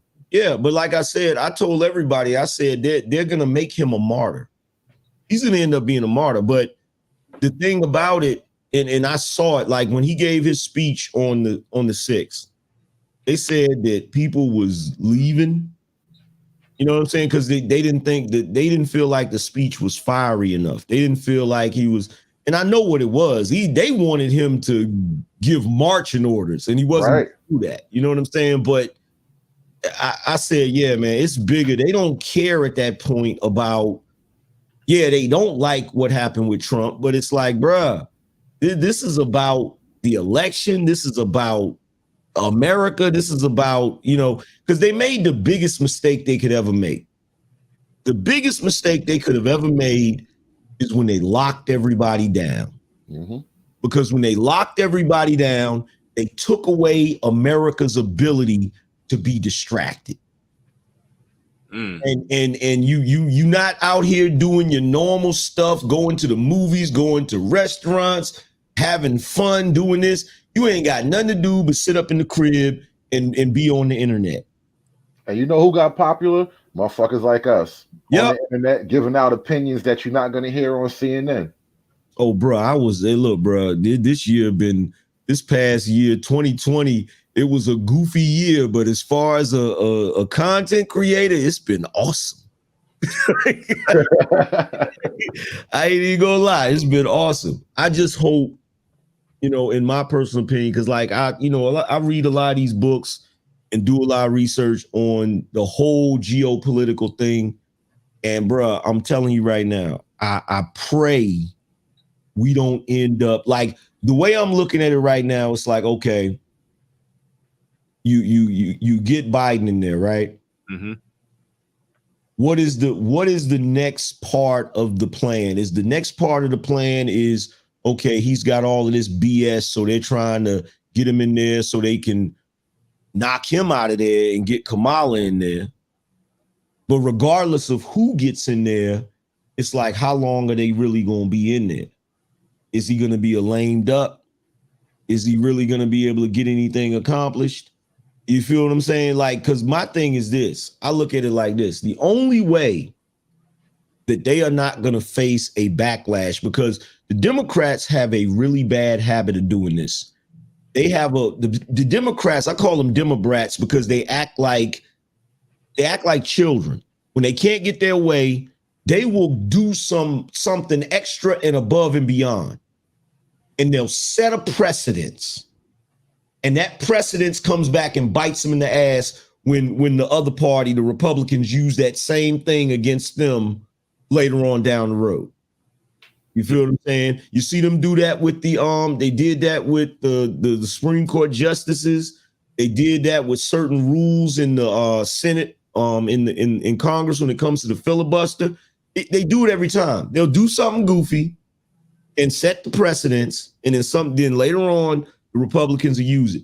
If, regardless of which way it goes, whether it's the Republican Party or whether they make a new party that the Trump supporters start to follow, the only way they're going to stop this wave that's going to come in 2022 and 2024 is if they just get rid of elections completely. Mm-hmm. That's the only way. A wave of ultra nationalism is coming. Yeah, it's the only way, because right now you have a wave of nationalist, populist, conservative, whatever you want to call it. It's coming. It's coming, and it's coming. It's going to obliterate the whole leftist thing. And see, a lot of people don't realize, because you got some folks saying, "Oh man, but they did this effery this time. They're gonna do it again." Oh no. You got them down in Georgia right now. There's a new Congress getting ready to start going to work in the senators, the state legislators in Pennsylvania, the ones in Georgia, and the ones in Arizona. They said, it is what it is. What's happened, but this ain't gonna happen again. Like, they're determined about that. So I can't really see them trying to, because this is like a party trick. You can only do that party trick one time. That way. Well, I think everybody's woke now. That's the problem. People were asleep for so long. They had no idea how deep and sinister this vote manipulation thing really went. Yeah. Once people sort of got to wake up to just how far, because they'll tell you all the time, every election is going to be fraud. And I can buy it too, because people are like that. You're going to cheat a little bit in every kind of situation. But when it gets to like the machinery can be hacked in public, or the numbers can be changed live with a press of a button, it's like, yeah, we got to go back to pencil and paper now. This shit ain't right. Motherfuckers want to go back to the early days of voting just to make it as pure as possible, because now people are starting to wonder, well, hell, have the Democrats been cheating this whole time? Have y'all been winning by cheating this whole time? Maybe the whole thing is artificial. What if the whole Democrat popularity is artificial? Yeah, and see, that's the thing. Once that genie is out of the bottle, what can you do? What can you do? Fatal dose in the building with the super chat. He says 35 Antifa arrested so far for capital insurrection. Thank you for the super chat. Appreciate that. We got John Henrik back in the building. John Henrik back in the building says, angry man, what you're saying is exactly what Catherine Austin fits when you say people have to make a decision, no more fence straddling. Yep. Thank you for the super chat. Appreciate that. Let's see. Hopefully they didn't disappear on me. Trying to go back to the top to catch them. Ty City, I sent you an email. Heard somebody say you wanted the link. I sent the email link to you. Mr. Shane Vicious back up in here. He says, as I said, most of these conservatives are just Trump stands. I strongly disagree with that one. I've never been a fan of Trump, but I'm not rehashing that one. I've never been a big fan of him. Don't dislike him. But I voted for the man. But my thing is this with that. Like, I'm a thinking black man. I don't believe in the concept of having a leader anyway. I believe in fighting for a movement, not a leader. The leader is interchangeable. You feel what I'm saying? Just like right now, they're gonna try their best to completely vilify, crucify, demonize him. That don't stop us from moving forward with what we talking about. Yeah, that somebody came on my show and tried to essentially say that, like, what's going to happen to black men? They just threw in a lot with Trump, and now that Trump is out, now what? Now what are they going to do? I'm like, I asked them, did conservatism die? Like, so exactly. Yeah, we just following Trump just because he got money and smashed a few porn stars. Like, come on, that's what they're trying to do there. Yeah, because look, we go back to doing the same. Look, a black man's reality is his reality regardless. Y'all acting like we black men had some seat of power and was enjoying the fruits of the entire country, and then because we did this now, they're gonna take away all of our black male privileges. We never had no black male privileges. What are you talking about? It's still the same fight. He says most of them never voted GOP before. My voting record is more conservative than theirs. Let's disagree with that. You be caping for the liberals pretty hard, but I will. He said he'd be caping for. Oh yeah. Every time, every chance he get. It's funny, I gotta shout out David Monroe on this one because he keep driving that point home. A lot of these people that will come in here and they will hit every point right on the nose when it comes to our problem with black women. They can't pin the tail on the donkey when it comes to politically voting with them. You got all these problems. You understand where the problems came from, how they started, and this or that or blah, blah, blah, but you lining up to vote with them. But then you're going to make it seem like the black male conservatives are puppets. I'm going to tell you why. Listen, it's a really simple base answer, bro. White men make them uncomfortable. Yeah. There it is. Yeah. There it is. I don't have these issues. I got no hate or love for white men. I take them as they come. But a lot of people, from my opinion, this whole boogeyman of racism and the history of racism, and your mama been fighting racism all her life. She had to fight. The white men make them uncomfortable. That's all it is. Yeah.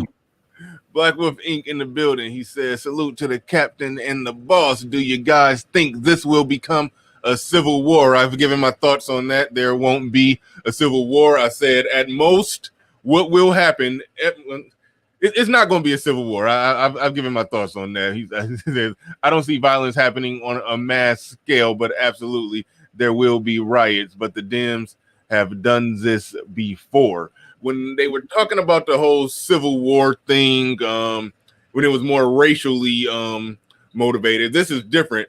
But I was like, okay, somebody like the not fucking around coalition or something like that, get a bunch of guns, and somebody like the Charlottesville Tiki Torch posse get a, but that's not a civil war. That's a gang war, turf war at best. And the actual military, the actual people who fight actual wars, will come and break it up. So Well, it won't look at it like this though. war. Bernard, look at it like this. Texas was immediately talking about seceding. Yeah. And what happens if, what happens if 10 states want to leave, but 40 states say you can't go? Or listen, you can go, but give us all your tanks. And you got nukes over there. Give us your nukes too. Well, okay, all right. Now, from that perspective, then yeah, now you're talking about an actual civil war. But people going back to when the election first started happening and going all the way back to George Floyd was talking about civil war. I was saying no. Now, if you're talking about countries succeeding, okay, yeah, all right. Well, yeah. How do you think we got into? What do you think a civil war is? It's not people fighting in the street because they don't like each other. It is the country deciding to split into two. Well, that's no, I get it, but what I'm saying is a lot of the ignorant niggerdom conversations, they were basically talking about people fighting in the streets, and that's I was like, no, that's not a civil war. That's a turf war at best. That's the point I was making. But what you're talking about there, yeah, okay, I didn't know Black Wolf on that. Let me just cap it off by saying the guys who think America will never descend into civil war are much like men who think they'll never get divorced. Yeah. No, you got to realize, cats don't even realize how much of a possibility that actually is. And the reason why is because, look, you just had Texas file a lawsuit with the Supreme Court.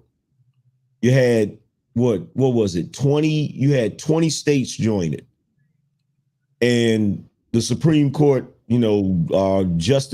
Chief Justice Roberts basically gave Texas his ass to kiss. Now you got to keep in mind, Texas twice before has been in talks about seceding. And they can do it because in their constitution, they have the ability to do that. And they just got to get the votes in Congress, because Texas was originally its own little thing. It didn't start off as a state. It started off as a somewhat quasi little country of its own. So, and then on top of that, last time I think they had about 800. I want to say they had about 800,000 votes in Texas of people that wanted to do that.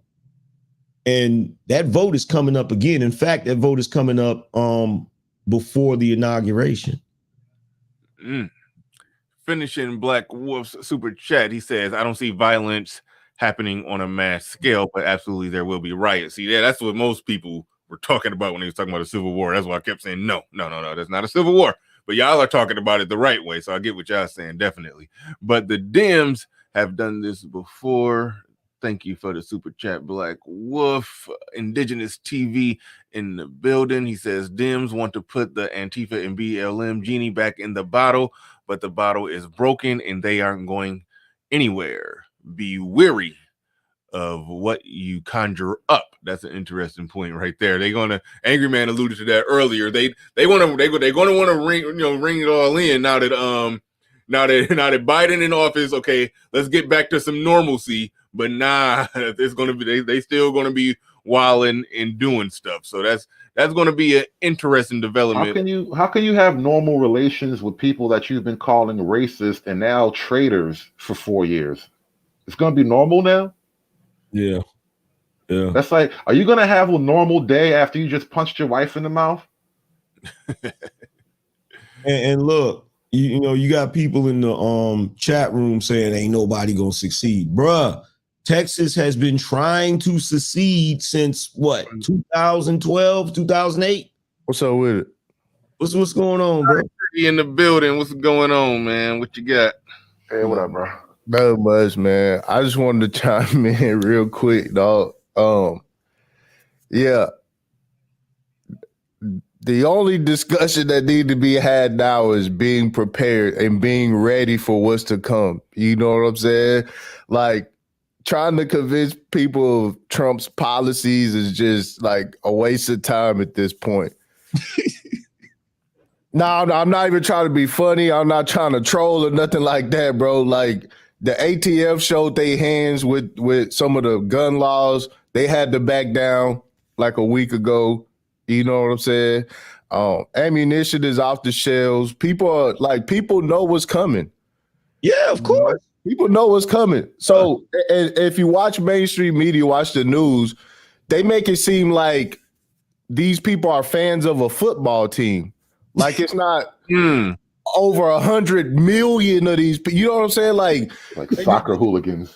Yeah, it's like they're just fans of Trump. Like that's all it is. No, these are ideas and rights that people are fans of. You know what I'm saying? Bruh, they in chat rooms and freaking website boards screaming 1776, bruh. Yeah. Like I said, for the white boys, this is like a family heirloom that's been smashed on the ground. Yeah.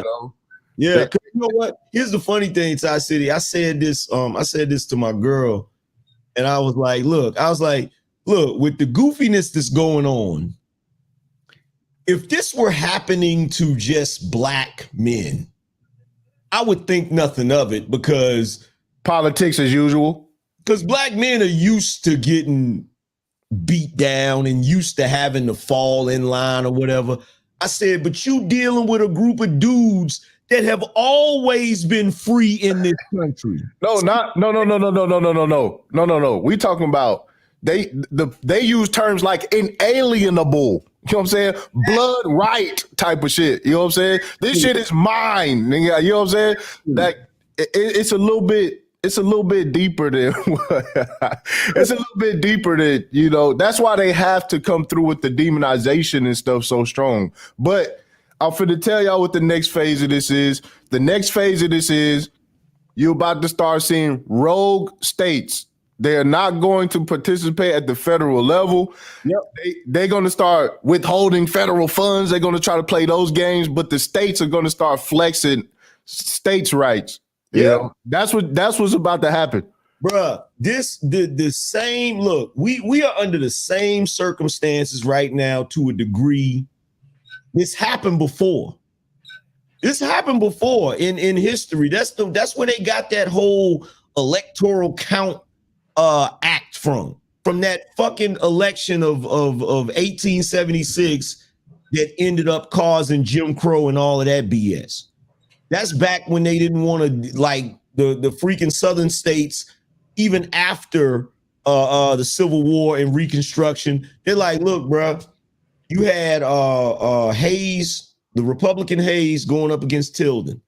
And Hayes ended up winning, but it was contested the same way this is contested. And they made a little deal in the back room, basically saying, well, look, we'll let your Republican candidate be president, but you got to move all of these Union troops out of the South so we can go back to governing our own states. And then you see the Southern states not participating at the federal level. That's how you ended up with Jim Crow and all of that, because all of the rights that they were supposed to acknowledge for black people, the Southern states was like, nah, we're going to do what we want to do. I just read a comment in the comment section. It says states won't go rogue. Those within the state will garner power and cause internal dysfunction. That's not true.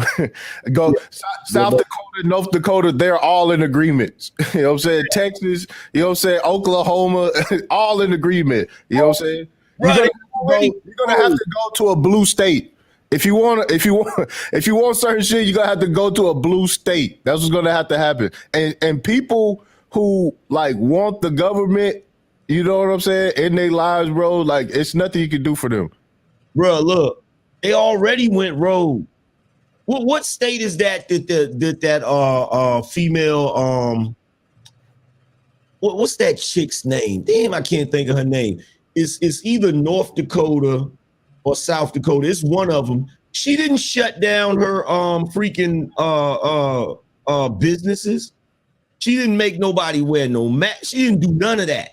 Oh, they got that out here in Texas. It's a city by city ordinance. You know what I'm saying? They don't have to wear no goddamn mask. It's a couple gun stores I go to. They tell you, they say, can you please take your mask off for our safety? When you walk in the gun store, they say take the mask off. Like we want for security, we want to see your face on camera. Like take it out. That's what they do. They make you take the mask off out here. Another thing too, man, it's already precedence for that. Well, I think it's Washington, either Washington or Oregon. They haven't participated in affirmative action for I don't know how many years. Purposely voted against it so it wouldn't happen. And again, man, I think another big point of this, bro, and this isn't a slight or whatnot, man, but we need to become more educated on the Constitution and your rights as a American, like as a citizen, as a person, bro. You have rights, and this is how the power shift happens to where the government controls and tells you what you can and can't do, is because people literally don't know their rights. People don't know that just because something comes down from the national level, the state can, either, do it or not do it. So it's a lot of uninformed people, man. And it's quite sad, when we're grown adults. But at the same time, I can't blame them because they purposely don't teach you this so stuff like this can happen. This is all a part of the plan, man. I know it's not a whole, but in conspiracy, y'all still saying conspiracy, bro, like it's like, okay, it's not a word, it's not a definition. And again, ask any one of your homeboys they're sitting down doing 30, 40, however many years for a conspiracy charge, how real conspiracies are. Okay? No, I don't know why we keep saying this. My bad. Go ahead. No, my pops went down on a conspiracy charge. And that's just because he had money. And other people said how he got the money. That was the conspiracy. Bruh, it's a known fact. There's an ex-CIA agent that did interviews on documentaries and stuff. He said the term conspiracy theory was created by the CIA to deflect away from people talking about things. Bill Clinton. Yep. Bill Clinton. I'm sorry, I didn't mean it. Oh, go ahead, little big Nate. You got it. Go ahead. Welcome back. Good to see you, Nate. Where you been, man? My apologies, man. Yeah, I'd like to piggyback on what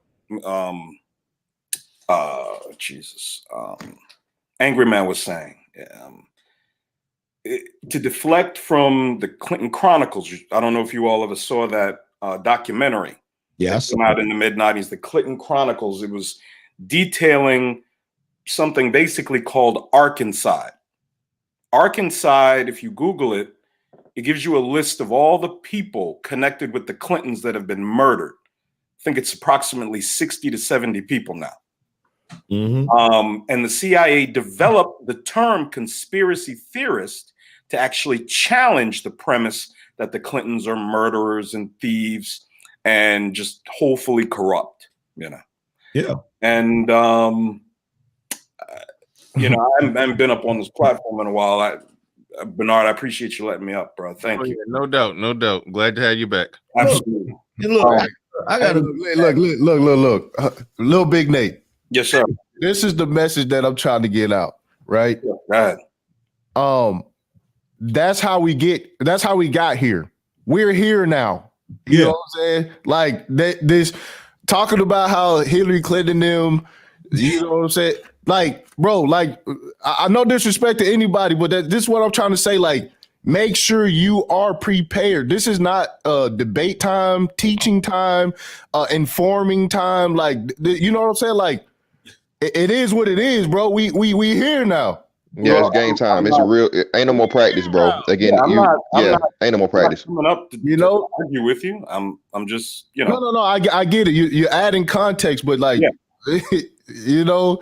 Well, if you understand what just happened on November 3rd, this was a coup. Yeah. They literally stole. Yeah, real time. It's come out that there were 200,000 more votes in Pennsylvania than there were voters. Again, listen to me. You gotta understand, man. Bro, trust me. Let me say this. Let me. It's over. But hold on. Listen. See, and I always have to keep reiterating this. And I done had debates with people, and they say, "But this and but that," and no, it wasn't this and what. And look, I'll be like, look, I don't even have to go into the particulars. Bro, I covered it all the way. We don't even, and I know you did. You did just like I did, bro. We've been covering it the whole time. But the crazy thing is you don't got to go into the particulars. The bottom line is We here now. What should concern you and scare you more than anything in this world is every last one of those states usurp the power of the state legislators, which is a violation of Article 2, Section 1, Clause 2 of the United States Constitution. And everybody is looking at it like, oh, well. Oh, well, exactly. That's the sad part about it. Again, man, I don't think people understand like what America is, bro. Again, when you talk about this stuff, America was founded on this, hey, this doesn't make sense, or this isn't fair, this isn't right. We gonna motherfucking, we not with it. We gonna do our own shit. All right. That was the big, when they talk about inalienable rights, God-given rights, like no one, you were born with those, no question, no ifs, ands, or buts. Nobody can take them away from you. Mm-hmm. And the most important thing, man, y'all better be, especially in Georgia, bro. Georgia was been open carry now, I think, for at least like 10 years or so on and so forth. All these southern places and whatnot, and y'all cheering for this dude, Warnock or whoever he is, bro. That dude's a whole, he can't be trusted. I'll just say that. And y'all need to start realizing too, man. Well, this is another thing, right? Even when you sit back and look at what happened over the last 4 years, right? People consume news differently now. Now they look at the political parties different now on both sides. Now you have people who have seen the justice system just deny, due process. Like this has exposed a lot of people to like how this thing been going. Moving forward, there just the citizenship views the government differently now. Yeah, and that's why they're trying to villainize it. This is why they got it. Let me say this real quick. I want to go back. I don't know if Little Big Nate got to finish the point he was trying to make. So I want to go back to Little Big Nate. But my bad, Big Nate. Big Nate took us back to '93, man. Nah, cut it out. Just be winning. He says, "Do you guys believe we moving toward more of a socialism government now that Biden is in office?" We already here, bro. We're already here. Yeah, I know that's. Biden wants to decriminalize transmitting HIV. What? They already did that. He did that in California. They did that in California. No, it's in California. Biden's going to federalize it. Biden's not the state leader. Remember, he's going to federalize this shit. So it will now. Hold on. So y'all know what that means, right? So hold on. Remember what I mentioned earlier? That 100-day, what's the name that was guaranteed? What did he guarantee in the first 100-day legislation for who? LGBT. Yep, LGBT. And he already told the black community, look, y'all should just be happy already. I'm here. My presence is a present, nigga. now we're going to get down to the business of this rainbow shit. Mr. Bowtie in the building with a super chat. He says people don't realize that the Dems control the media institutions and the academia. A lot of vets and conservatives and have munitions. So I don't know. And let me address something that just popped up in the chat room. Look, bro, Nubian Black. Stop saying the Constitution does not include black people. You don't know what you're talking about, bro. Can I address that? Absolutely. I know that's fantastic right there, asking for the link. Let me read Zero real quick. There's a couple of them. Look, I appreciate everybody sitting in the super chat. I might not be able to get to all of them. We got 2 live of a panel, but I do appreciate all the support. Zero came back in here. He says also balkanized states is not new. It happened in recent history. Former Yugoslavia, anyone. No one is paying attention. Thank you for the super chat. Zero. I'm trying to scroll down to the bottom. I know I missed some, but I gotta hand it over to Little Big Nate. Appreciate everybody coming through with all the support. Appreciate you. Go ahead, Little Big Nate. You got it. I tell you, man. I've had to deal with some family stuff, and I just kind of sitting in the clouds for the last month and a half or so, and it becomes more and more disgusting to hear these feckless fucking niggas talk about how we're not invested in this country. We're more invested in this country than 95% of the Caucasians in this country. Facts. Many of the white people in this country their lineage are immigrants. We've been here for centuries. Everything that goes on in this country has to do with us. If you don't want to be a man, bro, just say so. If you don't want to be a man, if you want to vote, if you want to be a part of the Luciferian left, if you want to be a part of the party, the boys can be princesses too party, just say so. Yo, and go fucking be it. This ain't recruitment time, man. Listen, man, we gotta. But no, hold on, wait. Hold on. No, we really do. Hold on. The books are closed, bro. No, You gonna drown. Bernard trying to say something. Everybody listen. That's it. You gotta let little Big Nate cook. I understand where you're trying to steer the conversation, but let the man cook. Now he let him go there. Somebody needs to always got to interrupt. Yeah, somebody need to hear shit, man. Somebody need to hear what he's saying. I know you passed it, Ty City. We've been saying it, bro. You trying to take it somewhere else, but somebody need to hear what little Big Nate talking about. So don't it's let the man never cook. Been theft and fraud of an election has never been this blatant and this obvious. 76 million Americans had their votes invalidated, including my son, who voted for the first time in this election. You think this is going to go by with just some niceties and some platitudes and some let's all move on from this? You're out your fucking mind, okay? People are sick of this shit. These motherfuckers are not going to stop till every one of our sons is in a dress, all right? They're not going to stop. They have made it abundantly clear. And it would seem that much of Black America is in tune and in step with this. I mean, granted, you know what's interesting? I read so many articles that said that if Trump receives 20% of the Black male vote, this would be a landslide of epic proportions. Not only did he receive 20+% of the vote, he doubled his Black vote among Black women. Okay? Ruby Freeman, Hoodservative's done content on her. She was in Georgia. She was a poll worker, her and her daughter. She talked about all the Black men and women who had voted for Trump and how she turned the votes around. Video of her actually taking Biden ballots and recounting them, thousands of them. The fraud is on fucking video, and it doesn't matter. This is what scares the hell out of me, all right?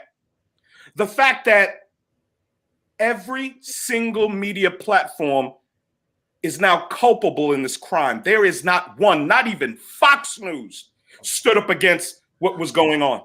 They all said there's nothing to see here. Look away. These ridiculous claims of fraud, you know, none of them have any standing.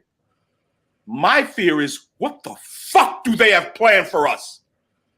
What do they have planned for us for all of them to be involved in this? Even Fox News involved. What do they have planned for us? And niggas dancing in the fucking streets, grown Black men twerking because their Democrat fucking president got in. You're not men. You are fucking cowards. I have said from the first time I came up on these goddamn platforms 5 months ago, if you vote Democrat, you are little more than a Black man, a Black woman with a penis. That's all you are. That's all you are, sir. And I'll be glad to meet anyone, anywhere who wants to debate this with me. Y'all go ahead. All right.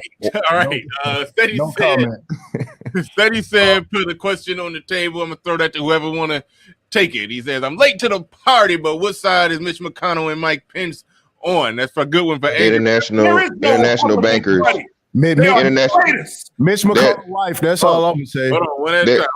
Go ahead, international bankers. That's international bankers and the group, the elite, whatever you want to call them. Again, look for. I said this in the chat.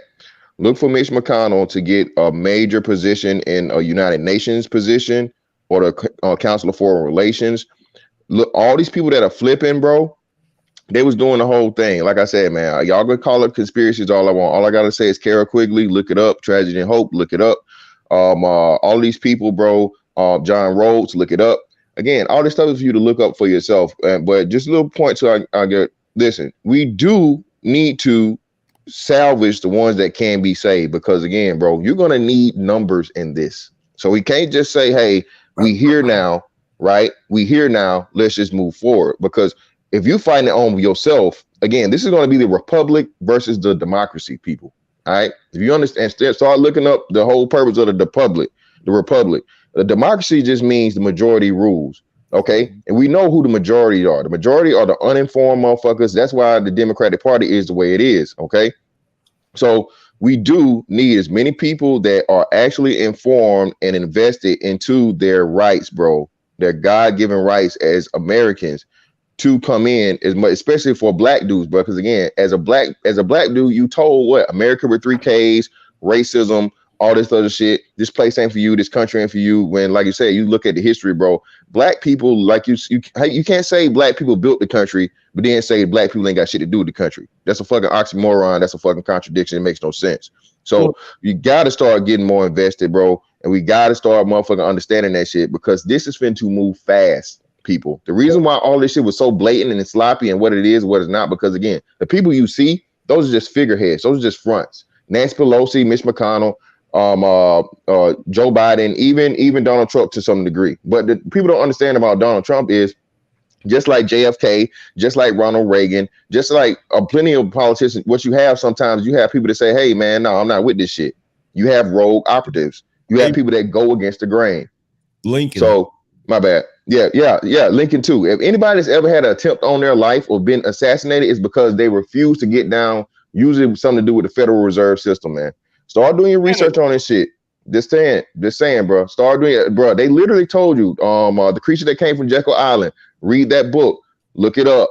For the longest, they refused to accept that a meeting even ever happened for years upon years, until it became a good thing and people had accepted it. And now, people brag about it. The people that participated and wrote books in their autobiographies about the shit. It's all right.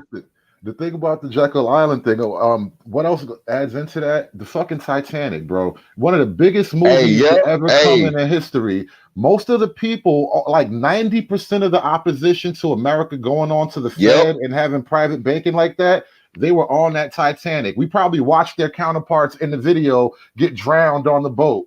And nobody knows what was really going on here. We think the Titanic was about that big diamond and some poor dude fucking a rich girl. Like, no, big shit was going on that boat, bro. You had the motherfuckers that could actually fight the shit, bro, to stop it. And like I said, that's why you have these certain families and shit throughout time, bro, that were like, they always getting killed, people always dying and all this other shit. Because, bro, you do have people that are linked up, clicked up, and they got that bank to go against these people. Like, they talk about it now. Who's the some Chinese dude, bro? He talked against the what's the name, bro, and he gone. Nobody hadn't heard from this dude in months. The founder of Alibaba, which they call the Chinese Amazon. Yeah, he's like Chinese Jeff Bezos, basically. He gone, bro. Nobody heard from him at all. Memory hole that nigga. How you put a whole grown person in the memory hole? What about what Lynn Wood has come out and said the last few days? He's a famous Georgia attorney. Hoodservative, you talked about Lynn Wood. Yeah, Lynn Wood. Yeah, his tweets the other night. Listen, Lynn Wood put out a tweet. He goes like this. Look. Lynn Wood says they will trap you in a room, right? Present you with a child and a gun, and make you kill the child on camera, or and rape they the own child. you. You have to kill the child or rape the child. Yeah, either or, maybe both. Who knows? But like Linwood puts these tweets out, and I'm like, wow. And I kind of halfway believe it, because I don't believe in nice things anymore. The world is ugly. Nobody has hit him with a defamation suit either to like deny those claims.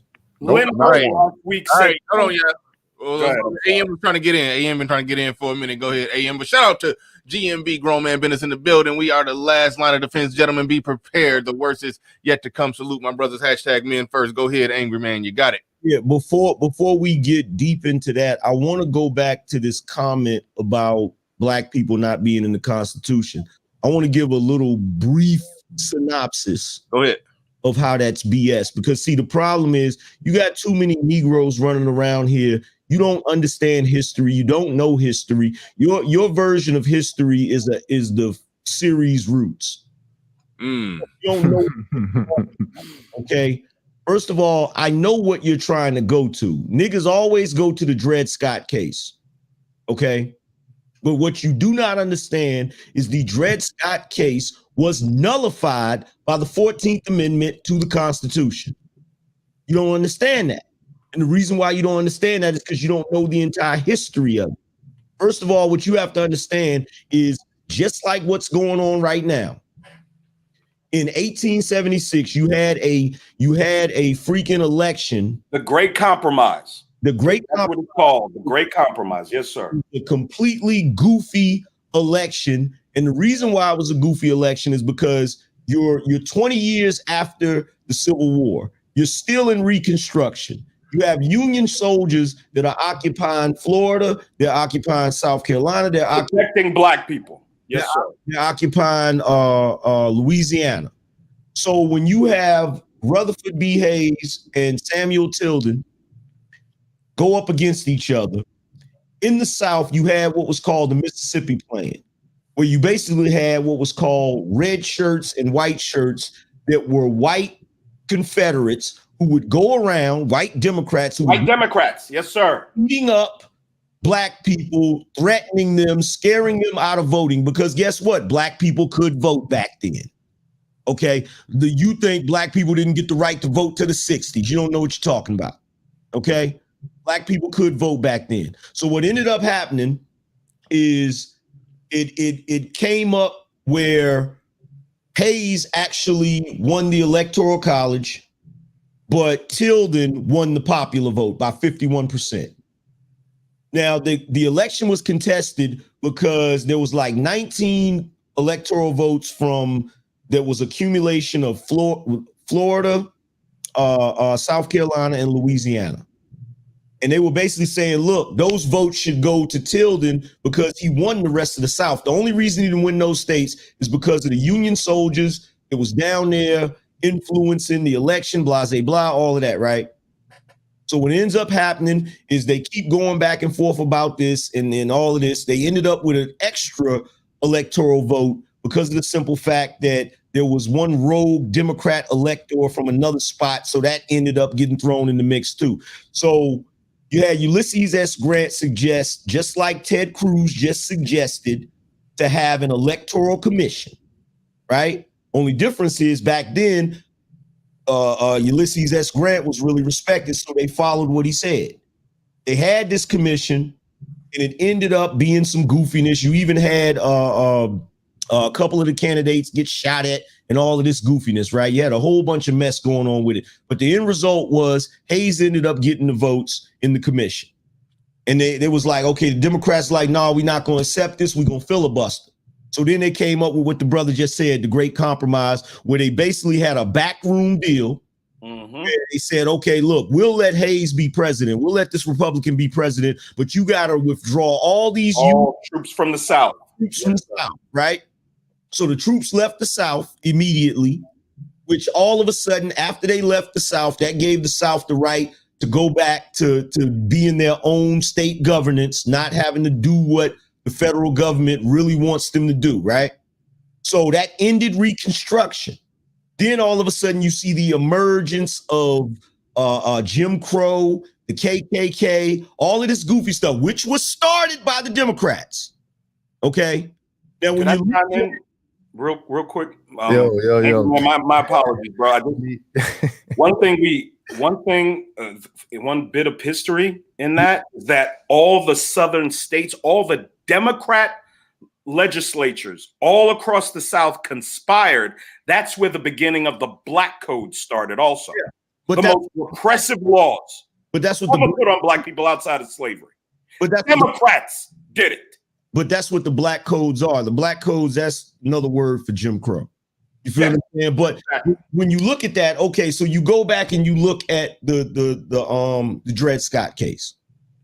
Now, Dred Scott, it was the slave of an individual. He was some dude in the military, like a doctor or something, I forgot, but he moved around. So when they ended up moving to a state where blacks were supposed to be free, by the moment they touched foot in that land, Dred Scott was now free. But there was some goofiness going on, so he ended up suing for his freedom. And what people don't know is back then, a lot of black people were doing that. They were suing for their freedom. And what they won't tell you is that it was his master's children that actually paid for his lawyers, paid his lawyers' fees and stuff like that. So what ends up with that case is you have you have Supreme Court Justice Taney, basically ruling the same way they're doing right now with this election, because it began with lack of standing. See, that's the loophole they always use when they don't want to rule on something. So it was lack of standing, claiming that he wasn't a citizen of the United States, right? Which was BS. And it was a highly contested ruling. Everybody had a problem with that ruling. Specifically, Abraham Lincoln and a bunch of other Republicans had a serious problem with that ruling. In fact, the Republicans that were on that court, which was only 3 of them, they ruled against that ruling, but they were outnumbered, right? So what you end up having later on, because what they started to notice is that you had states that were not following the Constitution. They weren't following it. So you had John Bingham. You had John Bingham, who had to show everybody, he had to show the Congress that there was a flaw in the Constitution.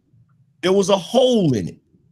And he used, what did he used? Barron v. Baltimore, which was a case that proved that the states did not have to follow the Constitution or the Declaration of Independence because of the hole in it. So what he did is they came up with the 14th Amendment. The 14th Amendment gives you the rights based on the fact that you are a born citizen or a naturalized citizen of the United States.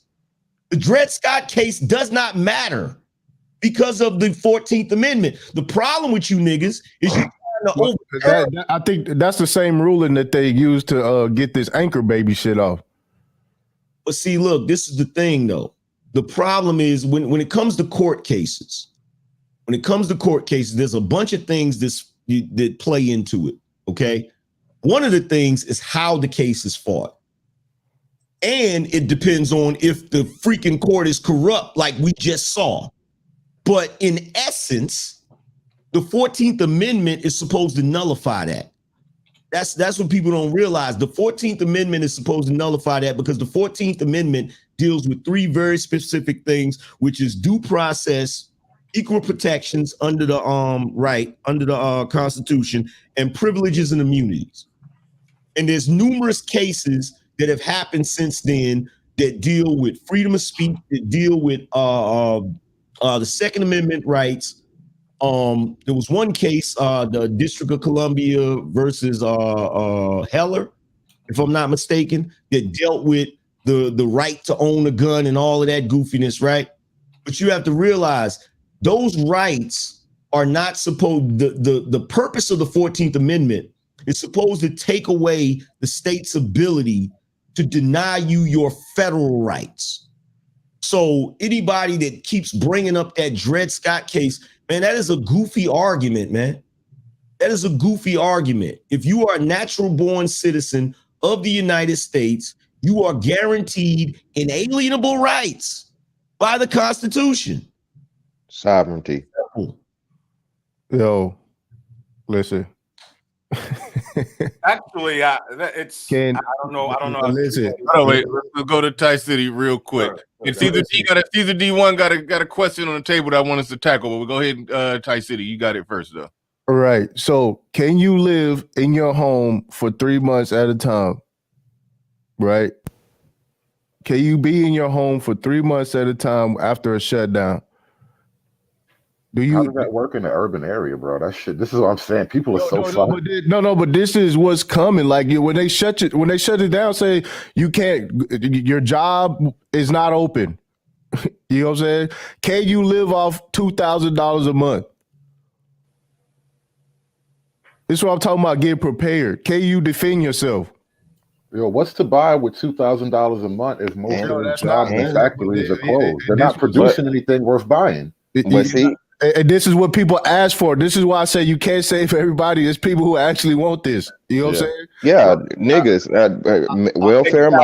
welfare minded, like they mama niggas. That's who motherfuckers that don't want to be men. Like the Bible talks about in Revelations, a time of separation, separating the wheat from the tare. That's exactly what we're in. I'm telling you, it's coming. We have an unproductive class of niggas Yes. in this country. Man, That's what they are. They are the unproductive class, and we have a group of poverty pimps who advocate on their behalf. That's all they fucking do. Hey, and they have.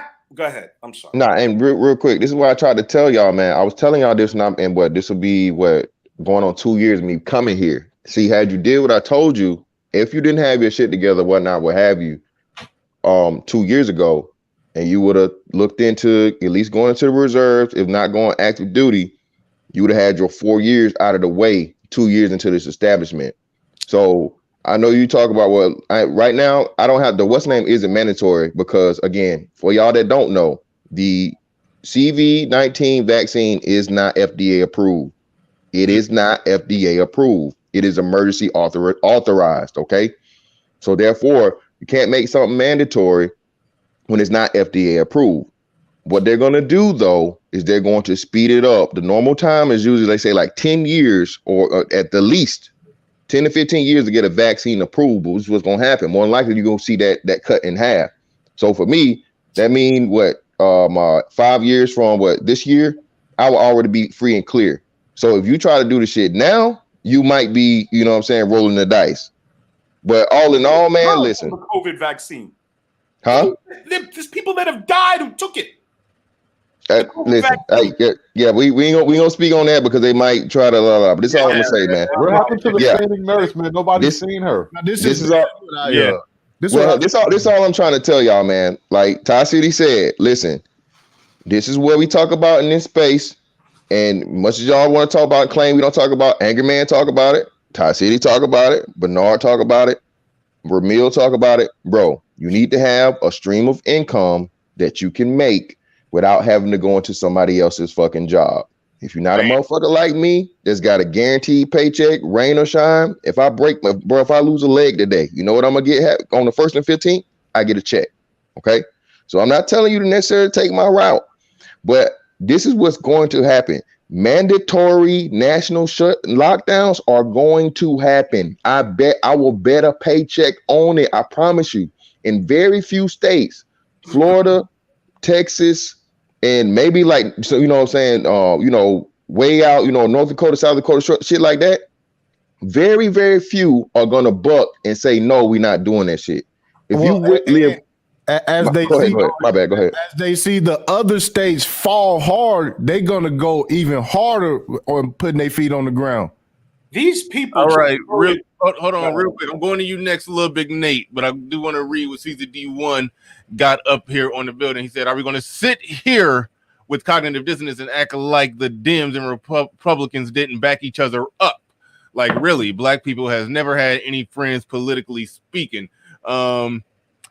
Little Big Nate, you can go ahead and say whatever you was going to say, or you can take that one right there. But shout out to Caesar.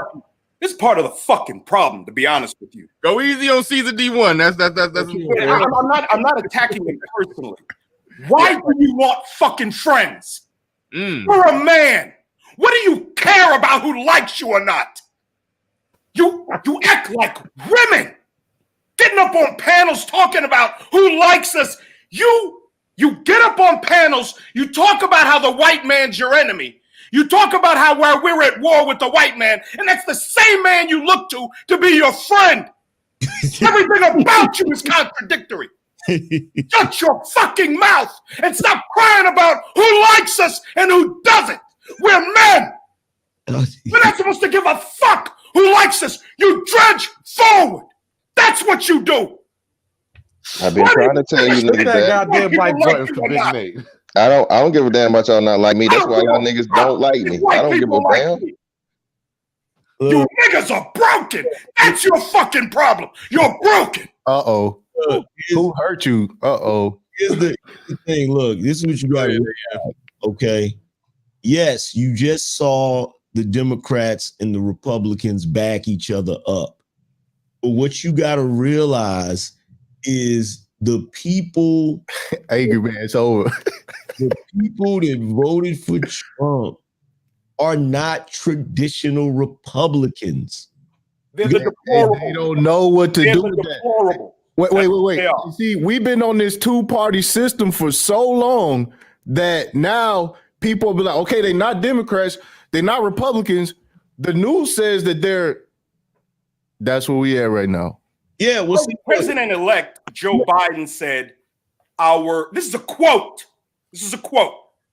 He said, our darkest days are ahead of us. What leader talks like that?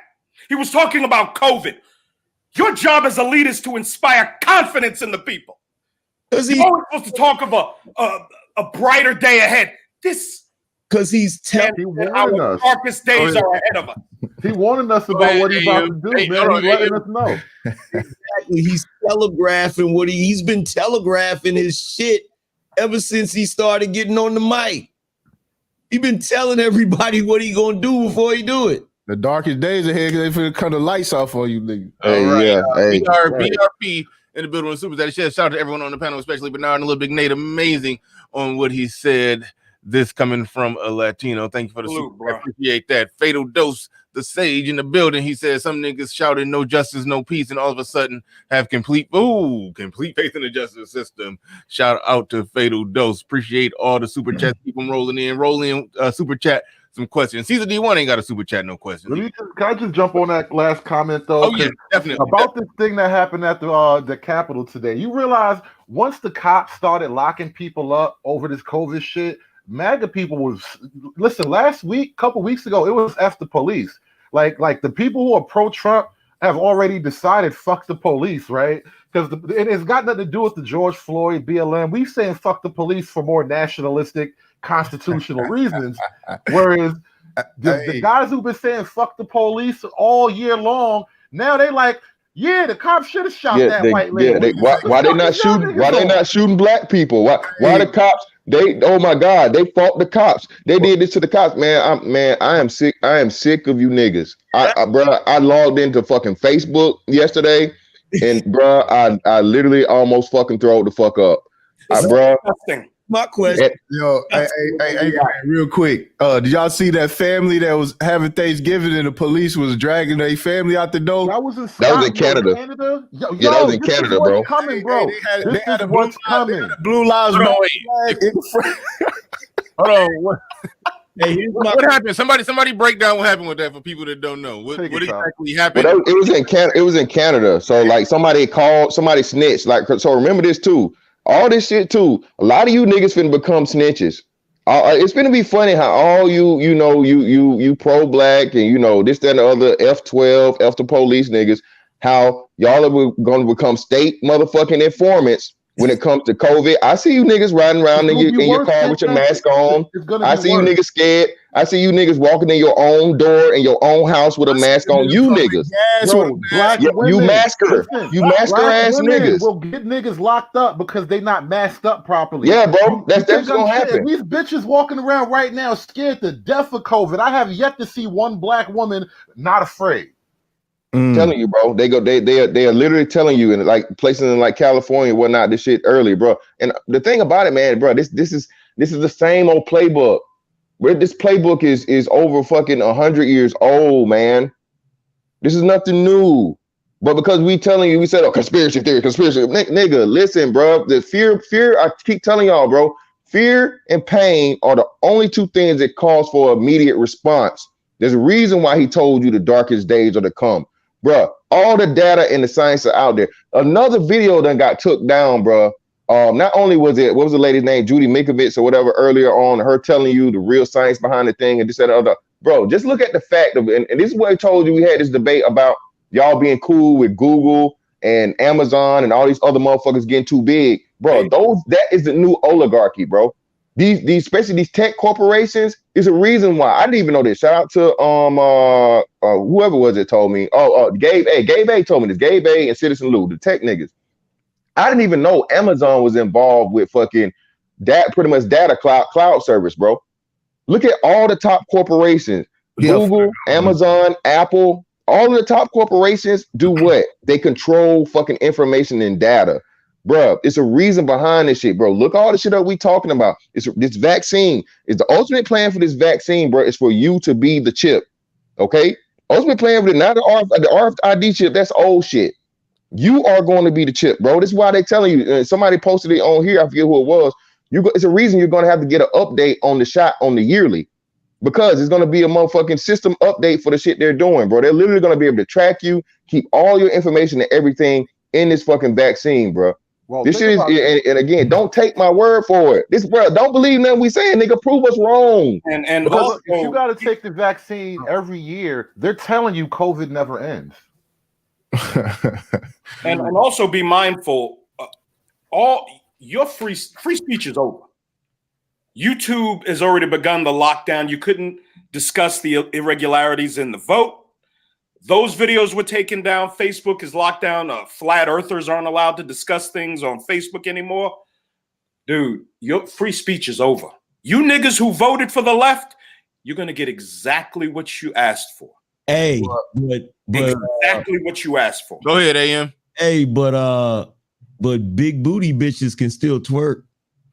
Yeah, that's all we gonna have. And they can post booty hoes. And hold on, and they can post videos doing it in or on or around children, and it's cool. Yeah, IG allows that. Oh, IG allows that. Video with homegirl twerking in front of the 4 boys. Yeah, and the one with the little boy, with the toddler. I did the one with the girl, the stripper, bro. We literally had a stripper that had her ass less than 6 inches away from the face of a fucking toddler, bro. Hey, and not to mention, you can't go to work, but strippers can. Facts. That's crazy. Go to church. How come you can twerk, but you can't church, bro? Tell me what's wrong with this picture. One is you a can twerk, but you can't church. That blew my mind when I found out. I was just riding through town in the Deja Vu in my city. Had all the lights on. You know how they do all the lights to try to draw people in there, looking like all lit up like a casino. I was like, what the hell? Ain't no social distance for a lap dance player. I actually called. Now that I was interested in going, even though I just had a conversation about strip clubs with Platinum the other day. I don't do strip clubs no more. But I had to call up there, and I was like, so what are the social distancing rules and all that? They said you just got to come in with a mask on, sit down at the table with a mask on. But other than that, everything else that's been going on here is a go. I was like, what the? Hey, hold on, listen. Raw, but you gotta wear a mask. Listen. Just think about this, people. Listen to this. How much sense does this make, bro? Do you know here, in order to walk in the motherfucking restaurant, you gotta have on a mask. But as soon as you get to the damn table, you can take the mask off. What kind, bro?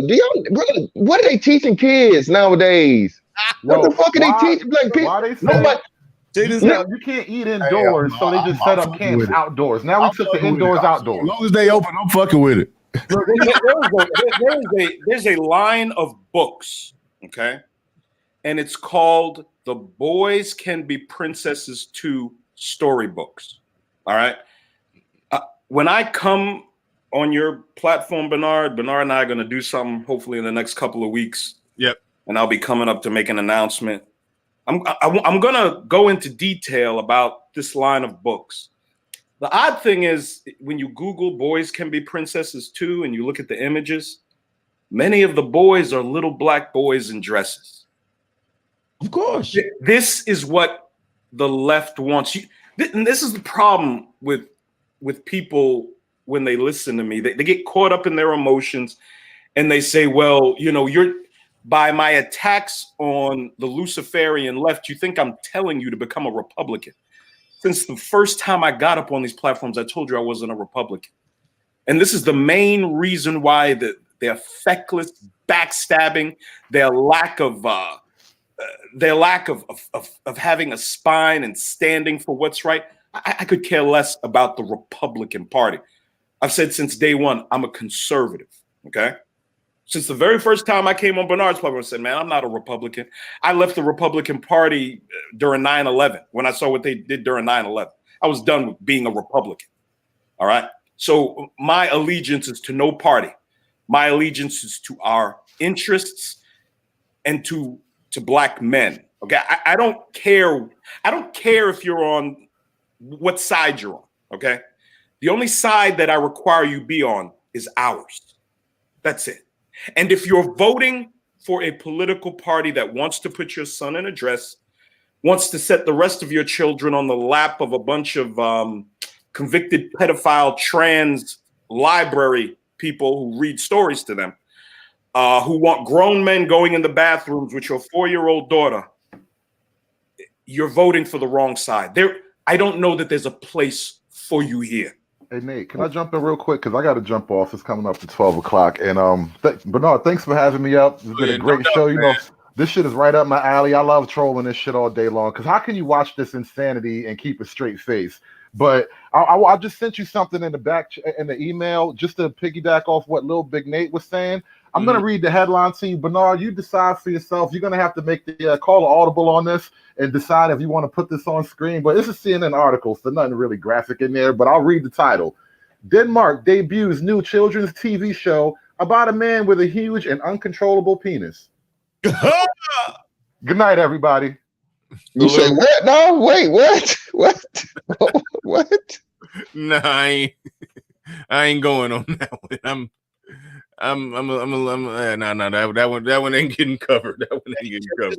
Oh, check it out though. This is what's even more hilarious. Even because I was gonna, Mr. Fantastic beat me to the restaurant thing, but you also, when you get on a plane, you have to have your mask. But once you sit down and you get ready to eat your meal on the plane, everybody can take their masks off. What kind of science is that, bro? None. How does that even work? Like, bruh, you know, it's so goofy. And you know what it proves yet again? It proves yet again that individual people can be extremely intelligent, but people as a whole are dumb as shit. Yep. We're lemming. 90% of motherfuckers are idiots, bro. And y'all get so offended when I say that. But when you have any level of intelligence, insight, intuitiveness, bro, you start to realize it. Listen, man, I said this to y'all long time ago when this shit first started. This shit is always deeper than the surface. Okay, bro, we could literally stop this mass shit within a week. Yep. The people control the businesses, not the businesses control the people. You tell these fucking businesses, look, if you have a mask policy, we will not shop with you. Not in store, not online, not anything. Again, and this is why I say, man, in this space where you kumbaya, pro-black niggas and all this other shit, how and why was Martin Luther King so effective? Through what? What was his claim to fame? The Birmingham bus boycott. What did that do? That crippled the fucking economy of that fucking city. That's why it was so fucking. It didn't have nothing to do with the marching. Niggas, this marching shit is pointless. If you are not hitting these people in the pocket, this is why the Federal Reserve is so important. And this is why they keep doing what they're doing. It's all about money. And you niggas still don't understand money till this day. Money is not a luxury. Money is a fucking tool. Money is a weapon. Bro, go ahead, Angry Man. My bad. Wait, hold your thought real quick, Angry Man. Hold your thought. Indigenous TV in the building with the super chat. He says when they find out the FBI bust in those protesters, and that NPR posted a story about the breach hours before it happened. Get ready for the show. Thank you for the super chat. Appreciate that. He says, I need recorded speeches of Lil Big Nate. Yeah, when I'm working. Yeah, all day. Wise Will TCP says people don't get why so many leave socialist nations. Thank you for the super chat. Appreciate that. Sorry if I missed any.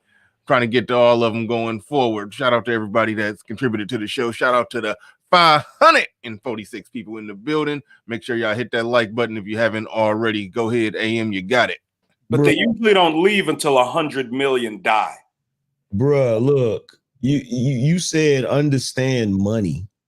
You talking about the same niggas that think they are not American citizens.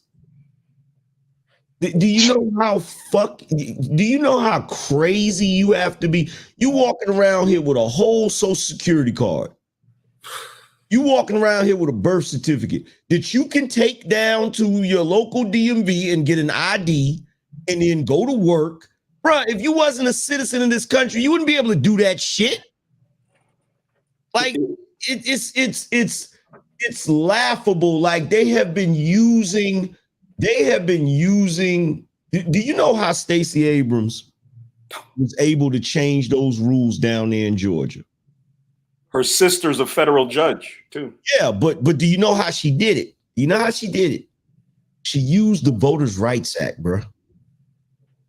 She used the Voters' Rights Act. This is how they were able to get rid of in certain states having to have an ID to vote, changing all of those rules. Because basically what she did is she used the racism argument. She used the race card. She said, look, y'all are disenfranchising black voters by asking them to have an ID. Like, I'm not even joking.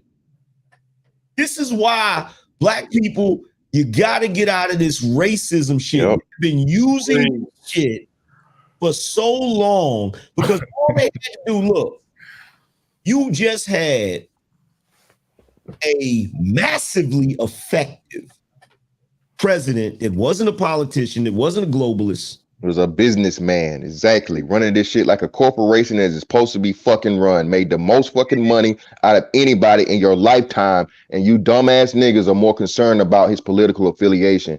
This is what's wrong with you niggas. Donald Trump's ideology was America first. And look, Man, listen, man, it's over, man. We gotta focus on where we going, dog. Because you know, we was around this bitch saying, you know what I'm saying, debated and you know, like, hey, bro, I get what you saying. Look, bro, you see what I'm saying, bro? Trust me, bro.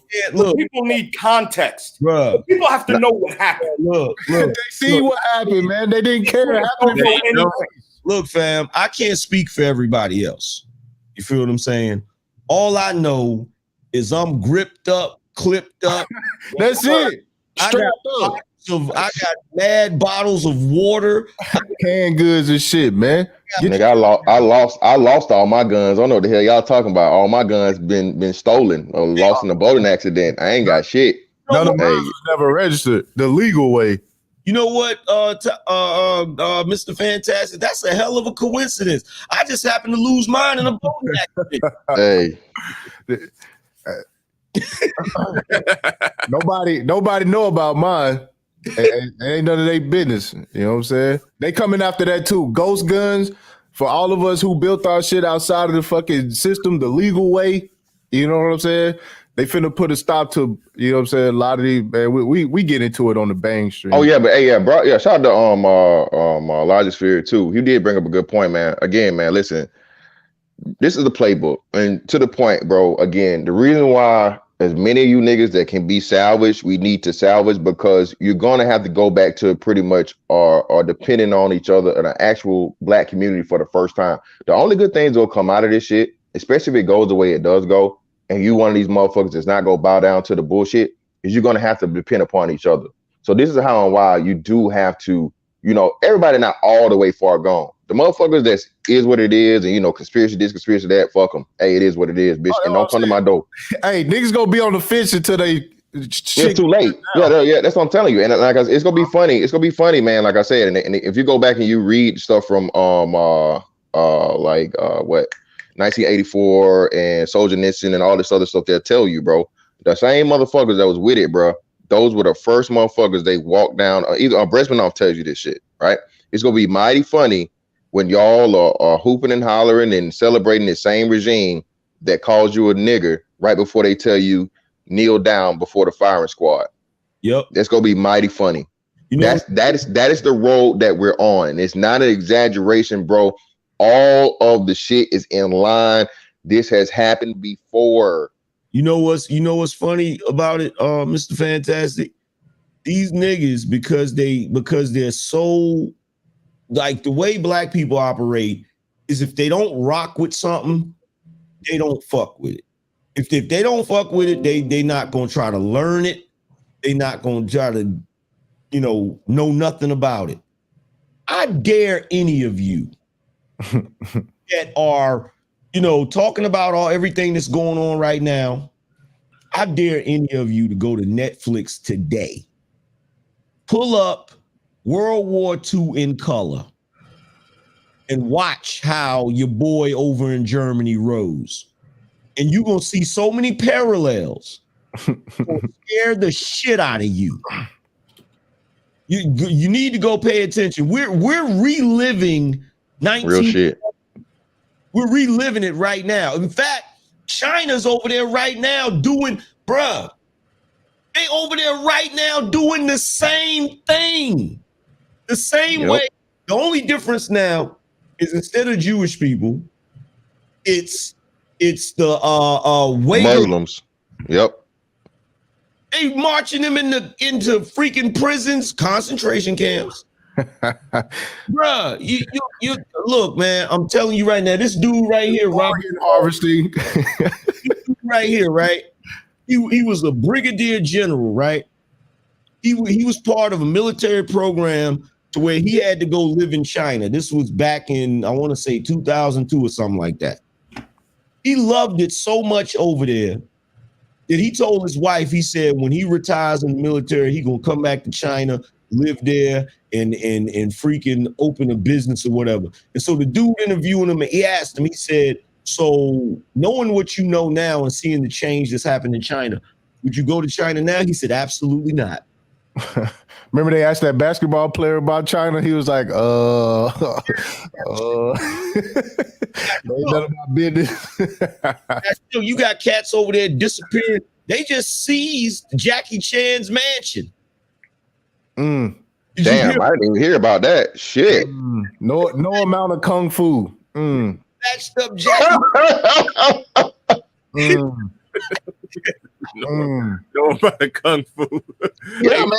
Listen, bro, and that's what y'all need to understand, bro. With this whole shit about motherfuckers that's cool with China. Look at the backgrounds of these people, man. Look at Stacey Abrams, all of these backers in these small organizations. Fight this, rights to this, all this other shit. Like we just for Act Blue. All these other things, bro. Y'all understand, bro? They cut out what $900 million for you niggas in for these checks, right? $600 or whatever the fuck, bro. Black Lives Matter made $10.6 billion in 6 months. 6 months, people. 10.6 billion in 6 months. No, here's something else. I gotta point this out. I don't think I've ever said this. I think they donated 10 to Biden, and they can't even get a hold of him right now. Yo, look, I told everybody on the live stream, they was heated. I said, Biden basically treated Black Lives Matter like he just straight smashed them, left a couple $100 on the table, and walked smooth out the door. Just treated him like a dirty tramp, yo. They can't change his number. And change his number so the bitch couldn't call him no more. I want you to think about how Al Sharpton came out. My bad. Al Sharpton came out and said he had a great talk, and then the audio leaked. What did he tell him? He said, I mean what I said when I said. I'm not doing anything. All this defund the police crap. I'm not going to do anything that's unconstitutional. No, what translate won't do nothing for you.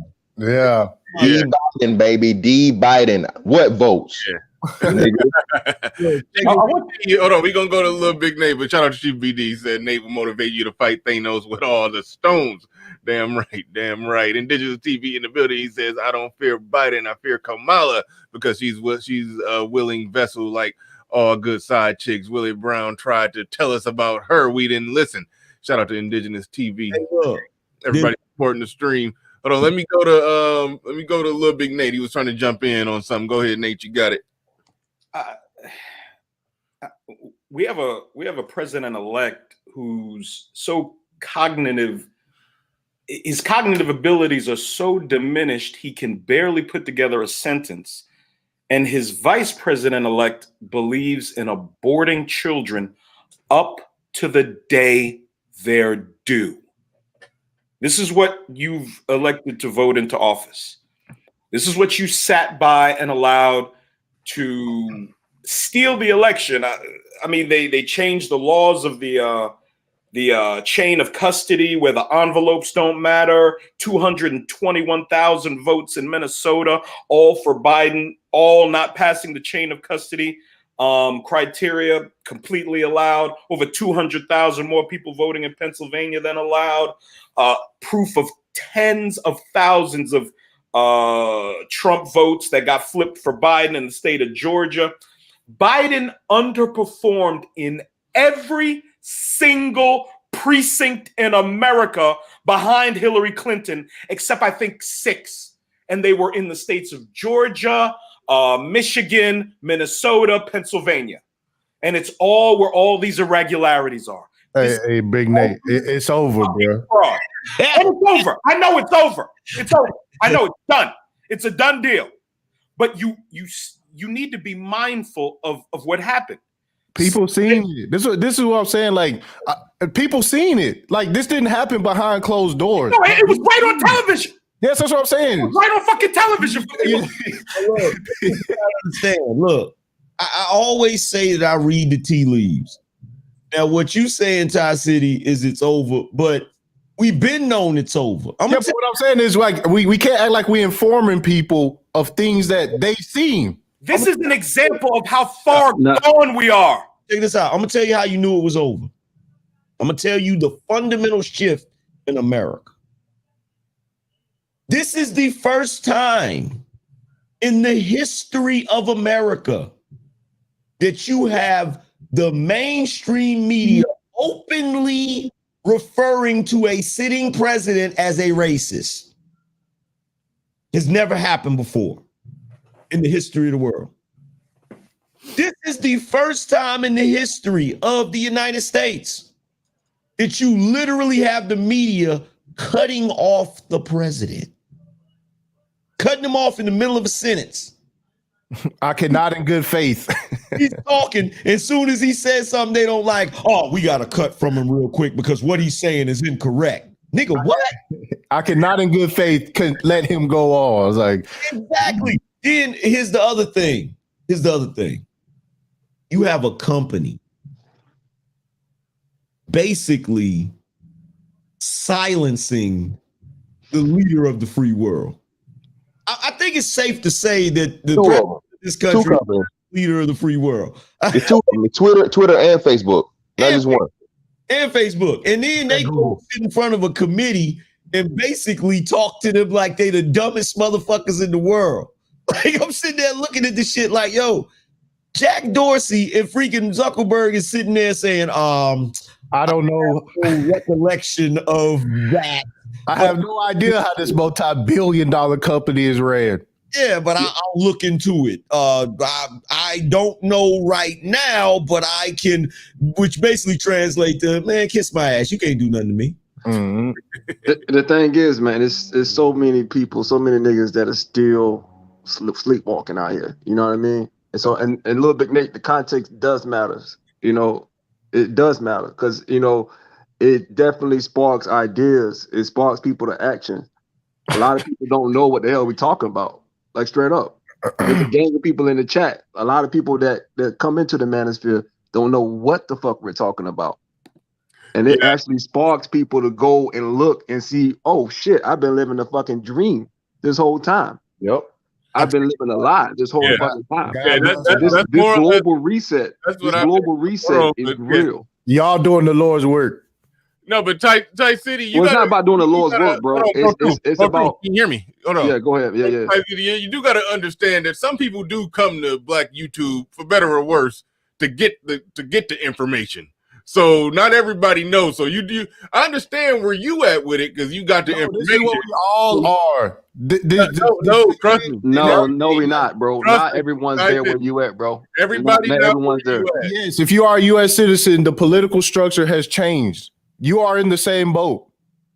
I know, but it's information. We're talking about information based. Yeah, information based, bro. Your information, you know what I'm saying? I get it. I'm just saying that's where I'm at. I'm not in the cutting off. You be cutting off the information like, man, we already know. Let's get to what we need to do. But no, some people need to get the information. Some people don't got it. Some people let's just do that for the next 4 years. Well, and just for context, well, no, actually that's gonna be happening anyway, because again, bro, we've been doing this before this even happened. You know what I'm saying? The prepping was going to be the other way, and everything did. And like I said, you can definitely take credit for this space of being a part of that 20% that dropped in the Absolutely. thing. You literally had not just that. And this is how you know it's so rigged and so fucked up. Listen, bro, outside of this being the biggest disparity of minorities voting Republican in history, in spite of him getting the two most important states that when you win these states, you're gonna win the election. And then you got the mathematical anomalies that happened in what, 3 states, if not it was 2 or 3. I think it was at least 2, if not 3 different states. All these different things in this, bro. This is what needs to happen. Some Let's not people forget the they still Dominion listen. voting system, Yeah, where some people still forensic listen to the evidence news. came out. Yeah, Forensic evidence actually came out that proved that Dominion voting system stole the election. yep. It actually, there's no refuting it anymore. And again, none of this evidence was adjudicated in court. Well, Not one piece of They evidence was refuse to hear the adjudicated on the case. merit. They Everything was dismiss it. dismissed from a Yep. procedural basis. Or timeliness or anything other. None of this shit was actually heard in court. And the few times that it was heard in court, I think Wisconsin ended up hearing it. And they actually demanded, was it Wisconsin or Arizona that demanded the voting machines, and they bucked them. They pretty much said fuck them. And did y'all forget about the the bombing in Tennessee? That was out in Arizona. They basically subpoenaed the machines, and they told them screw you. Yeah, and if you do the research on the whole bombing in Tennessee, bro, the AT&T building or whatnot was next to. That wasn't. They made it seem like that was a target. It was another one that was like a server for one of the dominions or one of the voting things, bro. So again, bro, once you really get into this shit and you look into it, bro, there's literally the information of where the United States had admitted to their part and culpability in like tearing down other countries. It's just there, man. So let's not forget about the Supreme Court rejecting hearing the Texas suit that they filed against Pennsylvania, against Minnesota, because Texas didn't have standing. There was no complaint. Yeah, that was the claim. Yep. Yeah. They rejected and then the thing is the Supreme Court then Hold on. Yeah, go ahead. No, I'm sorry, man. Go ahead. No, you got a little bit, Nate. No, you got a little bit. What I was saying is all the Republican appointees on the Supreme Court rejected it also. And this speaks to what Lynn Wood was talking about. John Roberts, they got all kind of shit on him. Compromised, bro. All these people are compromised. Look. Here's the thing, bro. When you have a U.S. senator from California, I forget the lady's name. When you have that lady with her husband sitting on the board of Dominion, at the same time, she has a driver that's a freaking Chinese spy that's been her Dianne Feinstein. Yeah. Feinstein. It's been her freaking driver for 20 years. It starts to really come into focus. You feel what I'm saying? When you have another senator who has openly been found out to have been sleeping with a spy. Yep. And security. He's a security, right? He was a security guy. His girlfriend. Yeah, he's on the Senate Intel Committee. He's on the Senate Intel Committee. You feel me? Mitch McConnell's wife. Look, let me tell you to the CPP. Yep. And let me tell you something. Look, all of these Negroes, they ain't got to believe it's real. Swalwell, that's his name. Maybe you'll believe it's real when you see Chinese troops goose stepping down the street. I ain't going that far. Well, the thing is that's what the Great Reset is about. It's about removing. Real quick, bro. Truth, you got next. Wise Will, thank you for the super chat. Peace to you. Salute to you for that. He said, "RP to the real Joe Clark from Eastside High. He died the other day."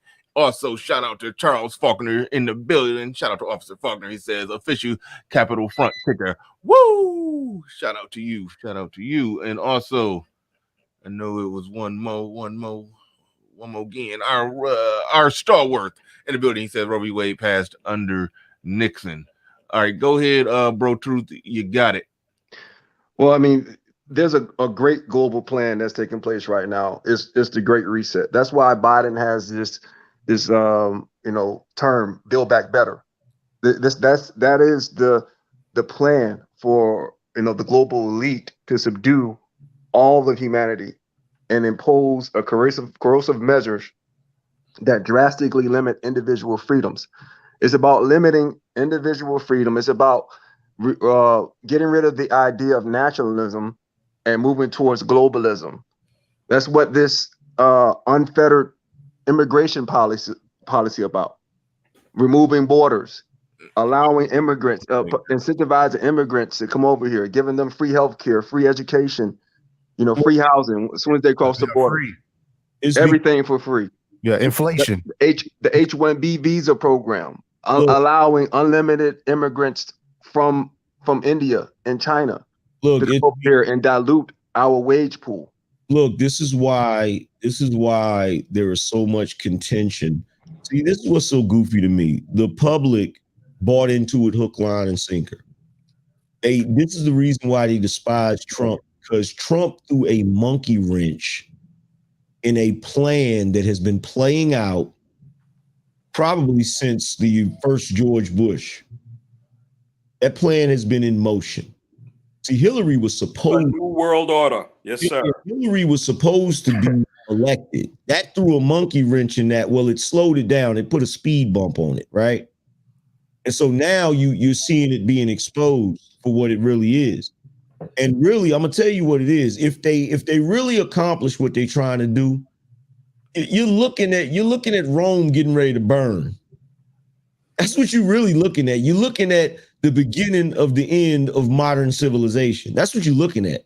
Because I can tell you right now, any little plans that they got to try to control humanity, it ain't gonna work because human beings are fucked up.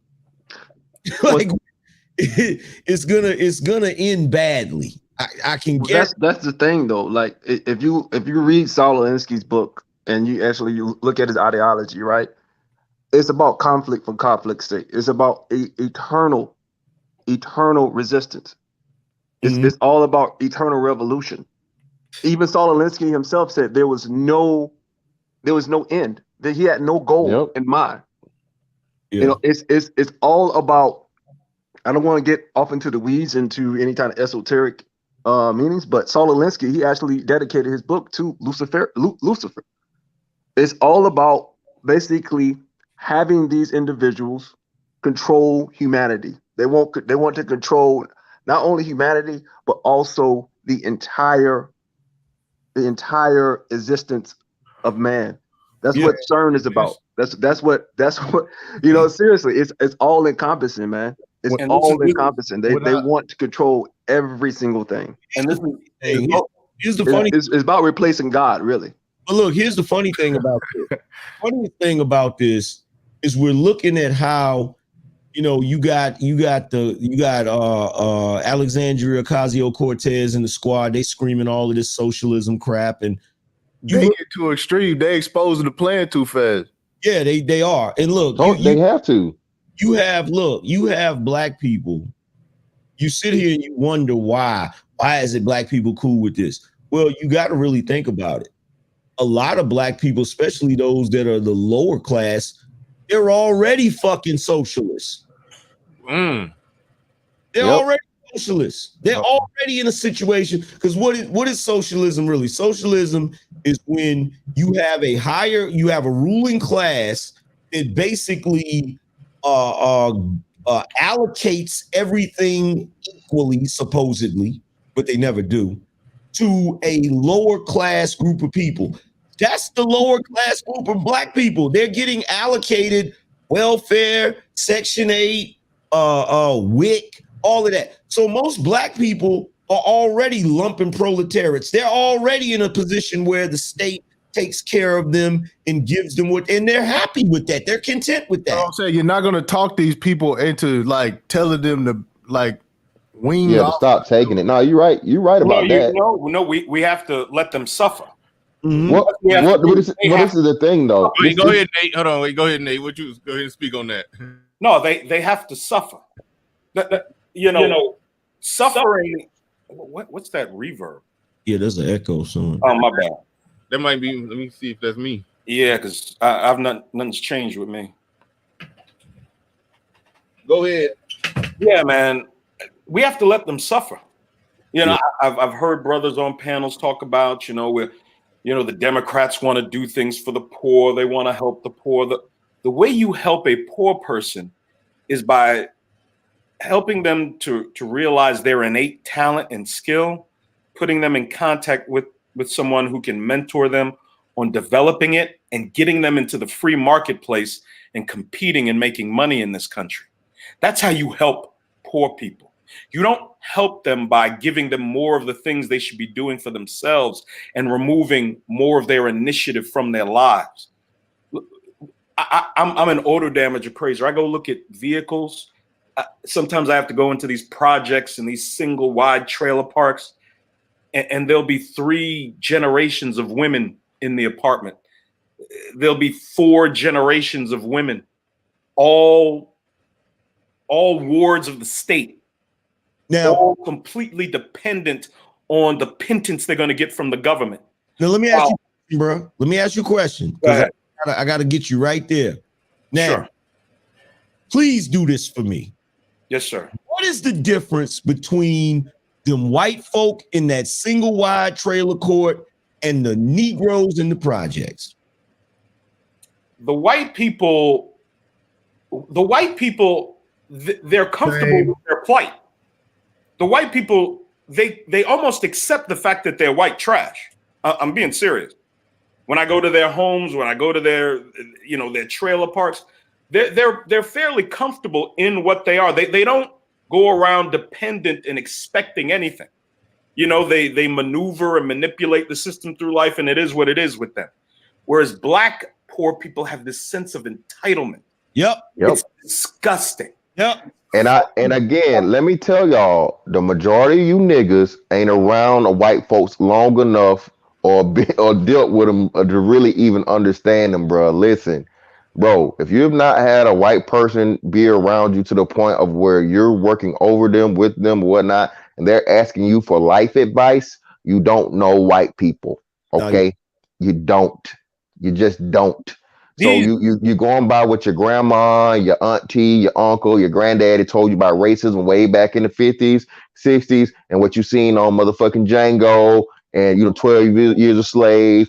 And that ain't whenever they throw Roots up on TNT every now and again. That's what you niggas are talking about when you think about racism, bro. Listen. Look, let me point this out.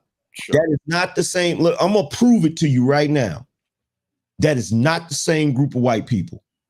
If that was the same group of white people from the Jim Crow era, it would have burned Washington to the ground. And also, without a doubt,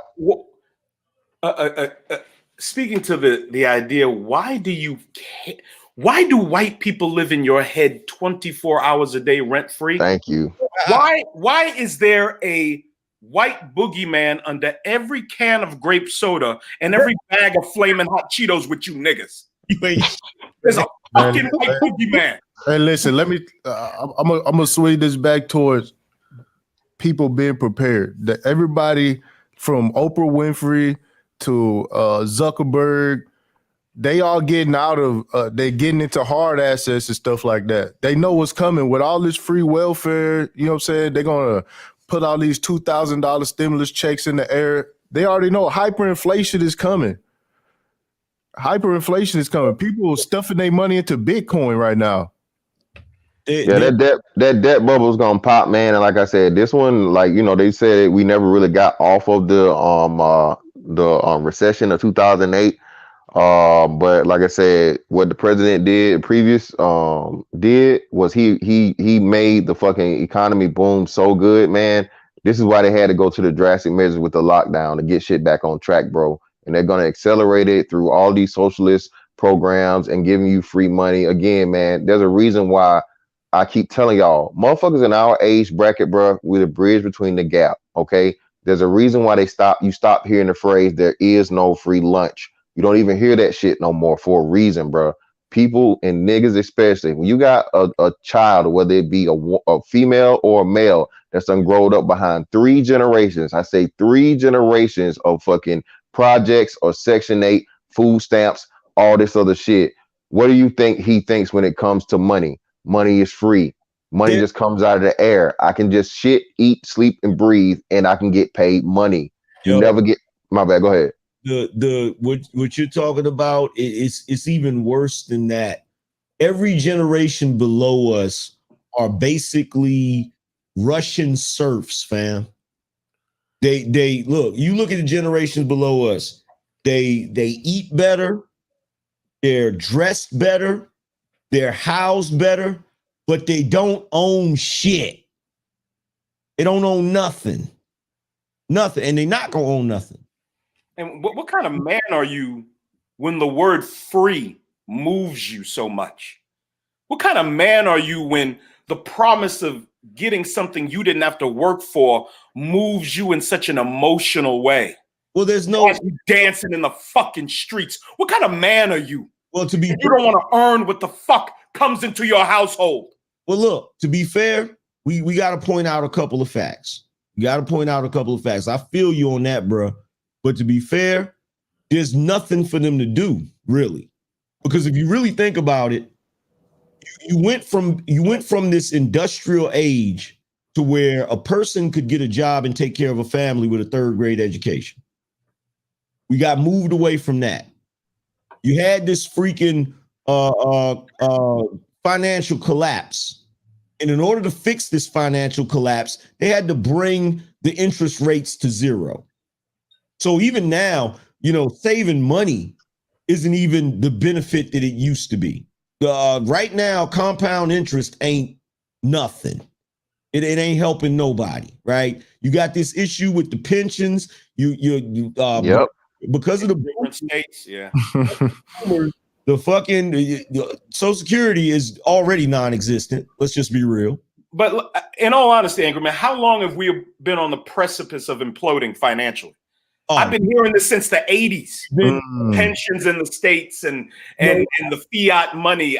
You know why? Because they've been slapping Band-Aids on it. They've been slapping Band-Aids on that shit for a minute now. This is why. Yeah, overtaking other countries and shit here and there, whatnot, what have you.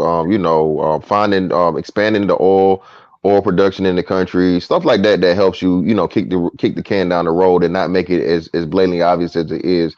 And yet at the end, too, the most important thing is keeping the people dumbed down to about economics and how it actually works. And stupid niggas preoccupied with who likes them and who doesn't. Yeah, racism. Again, if you understand economics and finances, and who doesn't. Hey Bernard, I'm finna jet, bro. Can I spam your chat real quick? Oh yeah, go ahead, all day. I'll catch y'all later. Peace. All right, thanks for coming up, Track City. Here's something I want to point out. I want to point out the okie doke that got pulled on American people. Okay, we're already in a third world country. Okay, most people don't realize it. The only reason, once we were taken off the gold standard, the only thing that backs the American dollar is the military might. Please tell niggas that again, because the only thing that backs the American dollar is our military might, which is basically us. It's imperialism. Writing out on a piece of paper and saying this is worth something. Accept it or I'll kick your ass, right? So exactly. We're dealing with that, right? We're dealing with that on the one hand, okay? And you got to realize in the world that we live in now, we got taken off the gold standard. The money is not really backed up by anything.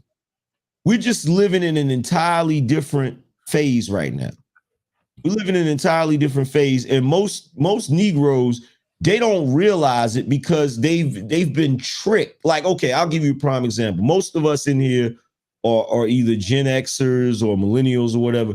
If you're a Gen Xer, you remember when you were a kid, right? When you were a kid, if you was in the car with your mama or your pops or whatever, and you was driving down the street and you saw the golden arches, you was like, ooh, I want McDonald's. You got McDonald's money?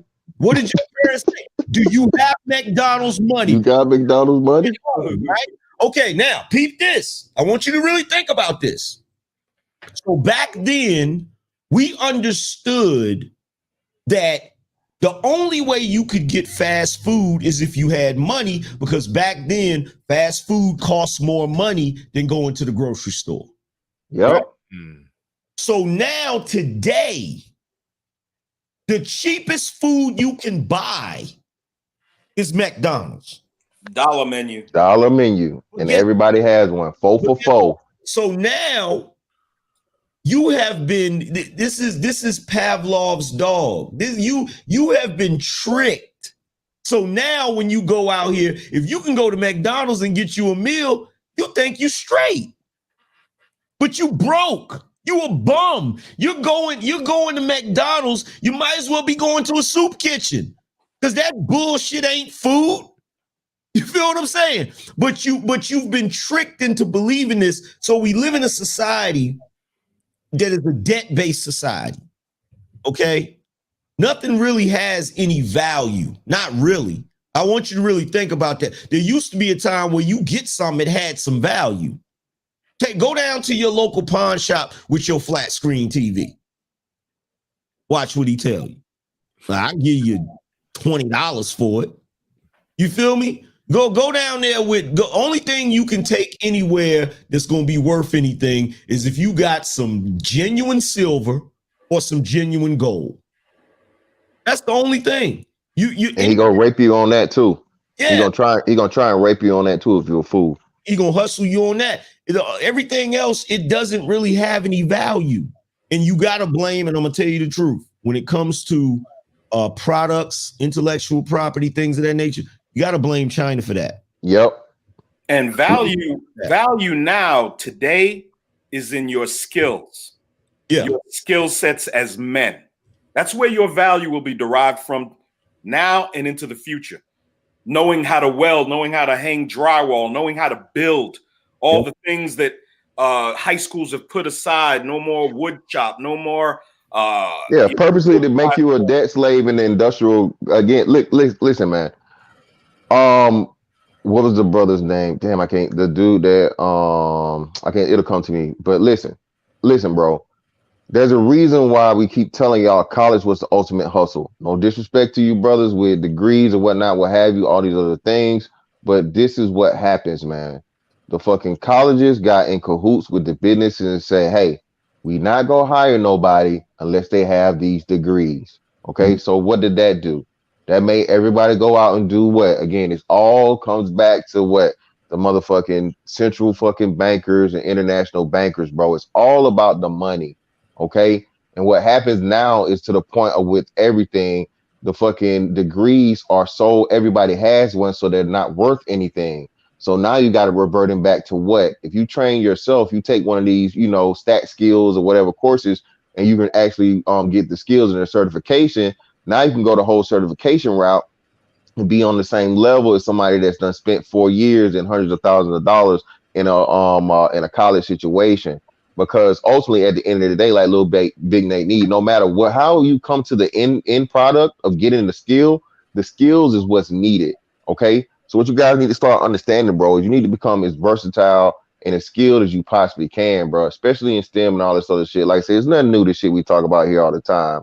But another big thing too, man. Like shout out to Anger Man, he was saying, look, bro, the whole products, bro. That's what. Again, y'all don't understand what he's trying to do. Productivity is another thing that can generate income. We found this out when you had the whole thing and they said, well, damn, we can't get no masks because goddamn China making the masks. Shit. China had like 30-some% of any and everything that we was fucking doing. So what does that mean? And then too, look at China's currency and the currency to us. So what they was doing was they was taking all the money we paying them, coming back over here, hustling us, buying up shit, real estate, other businesses, all this other shit. And this is how you get all these fucking communists, bro. It's just, bro, this shit is so, bro. It is so fucking scary and sad what the fuck has been going on under the nose of American people, and nobody has any idea, bro. But when you say it, you're the crazy one. I'm just saying, bro. Real quick, we gotta swing it. We gotta swing it to trade at NBD, but Indigenous TV. Shout out to you. Thanks for that super chat. Appreciate it. Zero back in the building. He said his stream took a very scenic route to the destination of this is how you welfare your country to death.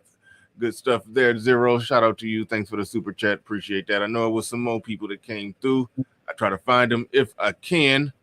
And also 531 people in the building. I always say the like button. Make sure you subscribe if you're not subscribed to the channel already. You probably more than likely got some new people in here, seeing as it's 531 in here. So make sure you hit the hit the like button and the subscribe button. Appreciate it.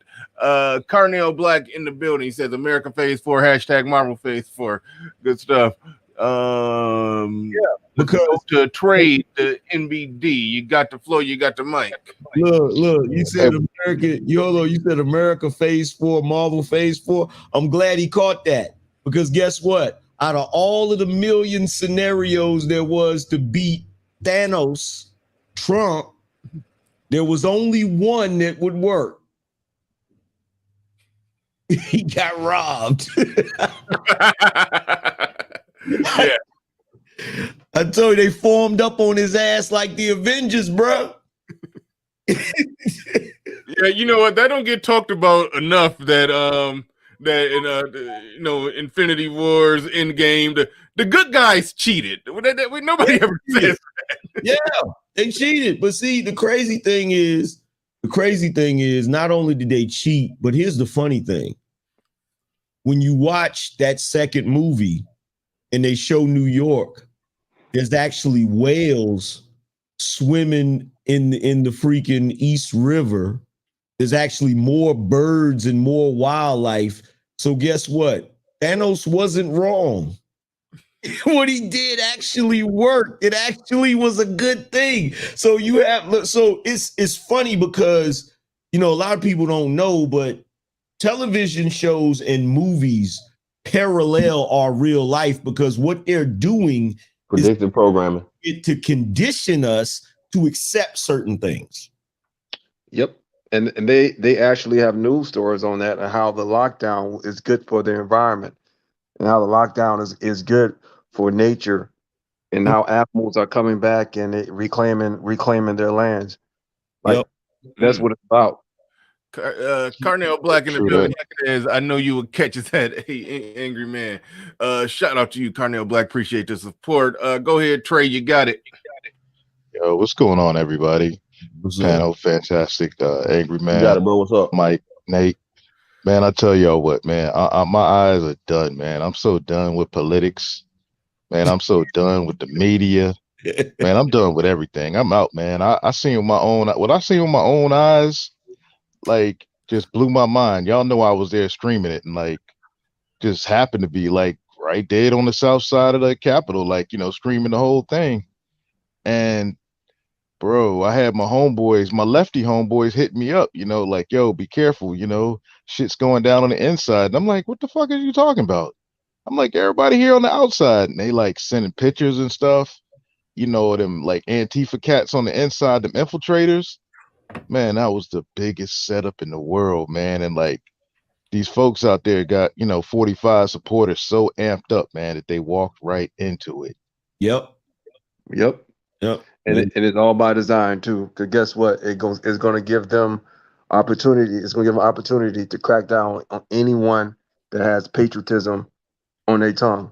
Mm-hmm. Anyone that wants to assert their rights as Americans are going to be instantly terrorists.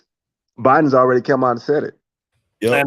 Biden's already come out and said it yesterday. He said those were not protesters. They were riotous domestic terrorists. And they shot Kennedy in a convertible in front of the world to send a message to all future presidents.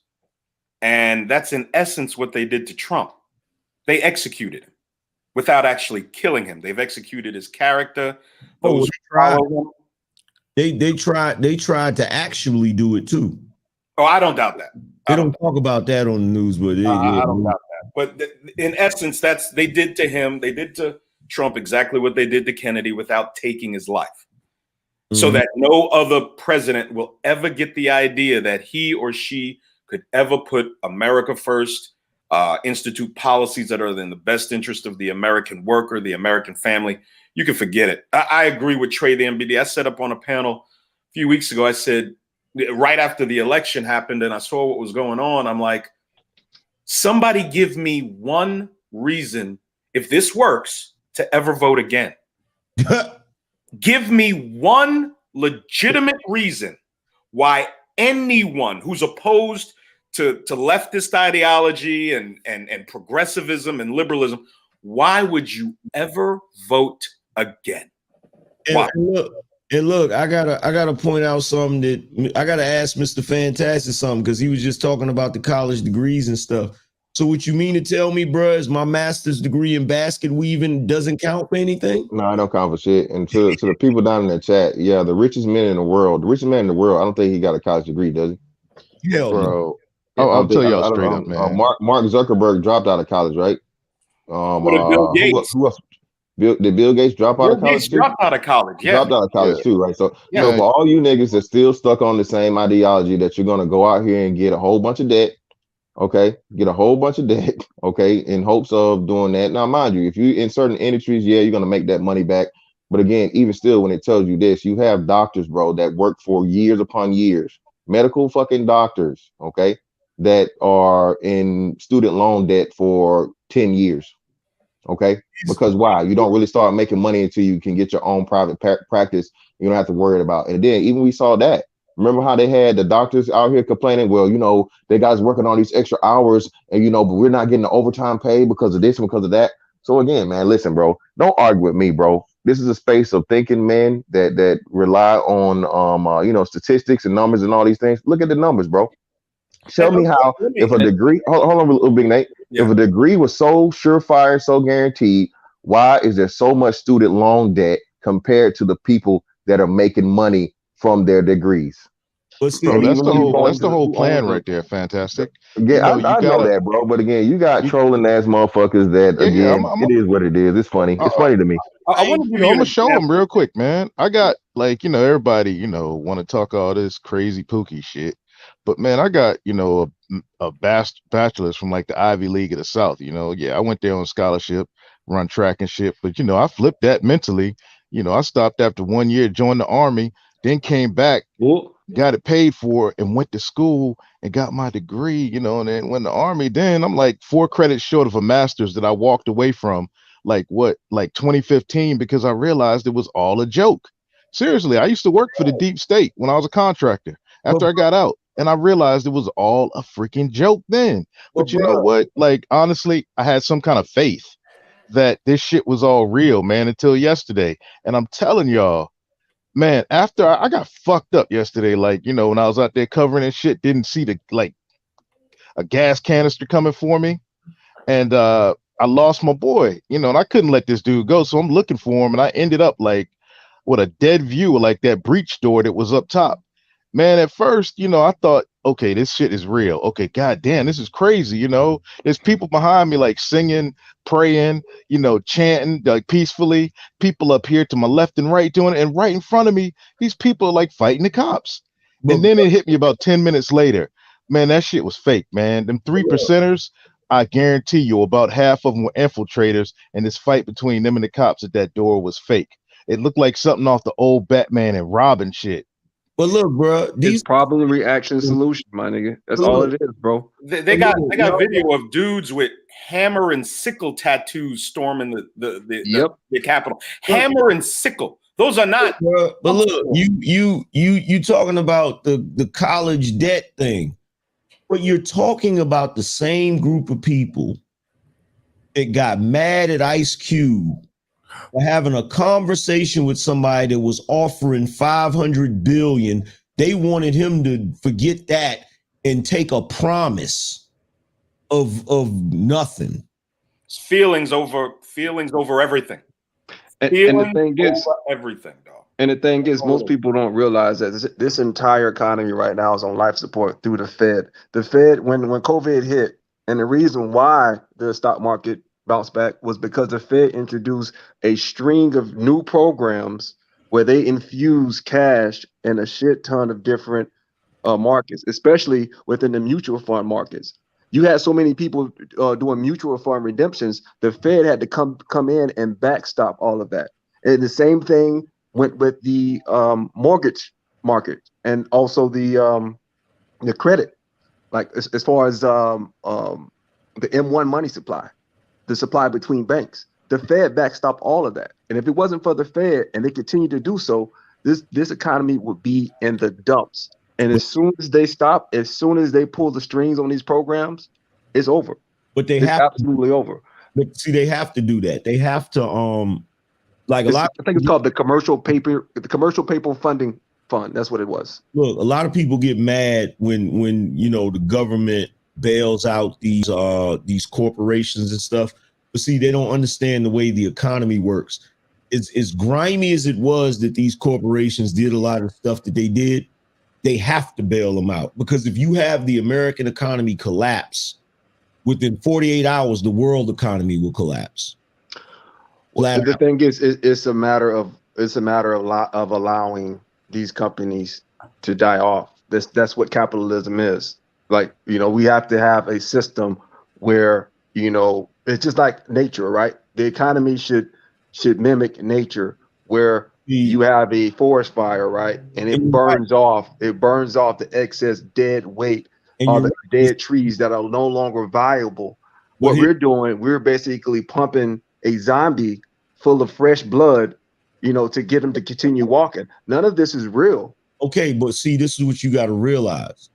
You may be right in essence when it comes to that, but you got to realize the reason why they don't want these companies to just die off so that capitalism can run its course is because it's certain people in certain positions that want to keep their positions. So in order for them to keep those positions and to remain at the top of the pyramid, they got to keep that BS going. Well, it's much more than just companies, though. We're talking about trillions and trillions of dollars of toxic assets. We're talking about trillions and trillions of dollars of loan-backed securities. You know, you got securities that have been packaged up. You have all of these commercial loans that have been packaged up and securitized and sold as grade A investments, and they are completely defaulting right now. And if it wasn't for the Fed, if it wasn't for the commercial paper funding facility and the special purpose vehicles that they use to purchase these unsecured securities, then this entire system, this house of cards, would fall and crumble. Because again, these banks have tons, trillions of dollars of these toxic assets on their banks, on their books, and the Fed is supporting them. I get what you're saying, but again, I gotta reiterate this. It's everybody knows at this point it's a Ponzi scheme. But how do you stop a Ponzi scheme when the Madoff of this Ponzi scheme runs the world? Yeah, I understand what you're saying, you know, but my whole thing is this, you know, it's like, if you have a gangrene on your leg, right? Are you going to just cover it up and say, well, it'll get better? Let's just go ahead and throw some more peroxide on it and wrap it up. You know, eventually, if you don't cut your leg off, you die. It's going to spread. It's going to eventually poison your blood. It's going to get to your organs. Yeah. And eventually, it's going to be way too late. When the entire system is going to fail. It gets to a point where you have to let the dead wood burn. But right now, it's gotten well past that point. But this is the thing, though. Again, man, people aren't willing and disciplined enough to do what's necessary to do that. Just like I said, and I knew this when the mask thing happened. When people laid down on not only the mask, but especially like the shelter in place, and you go stay in your house shit, bro, they knew, like, okay, we can do this. That gave the whoever you want to call them the courage to know that they could do this shit, because basically you gave people this shit and you told them, hey, stay your ass in the house. When you're not in the house, put this damn mask on. This is why the mask is a big deal. Again, people, if you understand psychology, man, there's certain things you have to test people in order to understand just how much power and control you have over them. So go ahead. But here's the thing, and this is what I'm trying to. Angry man, we got to shut it down at 1. So you about to more or less give us the last words. I'm gonna let you bring us on home. Go ahead. Look, this is what I'm trying to say to you. I get what you're saying, bro. What you're saying makes logical economic sense. But what you got to realize is these folks that are in power, they would rather let the infection spread, thinking that they can slap a Band-Aid on it for as long as they can. But they would rather die than to cut that leg off and then somebody else be able to get in that position.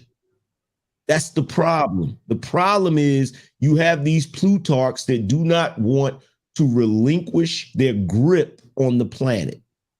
That's the problem.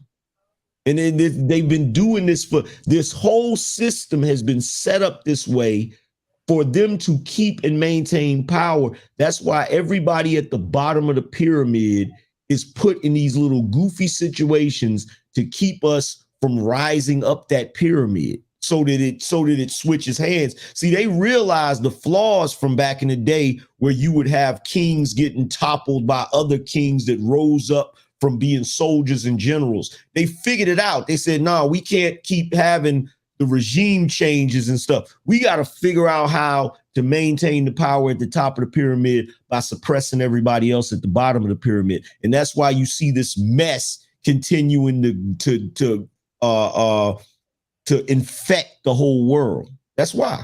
Yep, and that's exactly what the Great Reset is about. It's about suppressing the ability for the middle class to rise up to the upper crust. It's basically removing the ability for individuals to get out here and make their own money. They got to get rid of the middle class. They have to basically subdue everyone worldwide. That's why you see this policy being pushed on every continent. You rob the middle class of their resources, and they claim they will redistribute it to the unproductive class. So the unproductive class supports all these measures. Yeah. And here's the issue, man. 45 gave it back to the people. Everybody was getting money the last 4 years.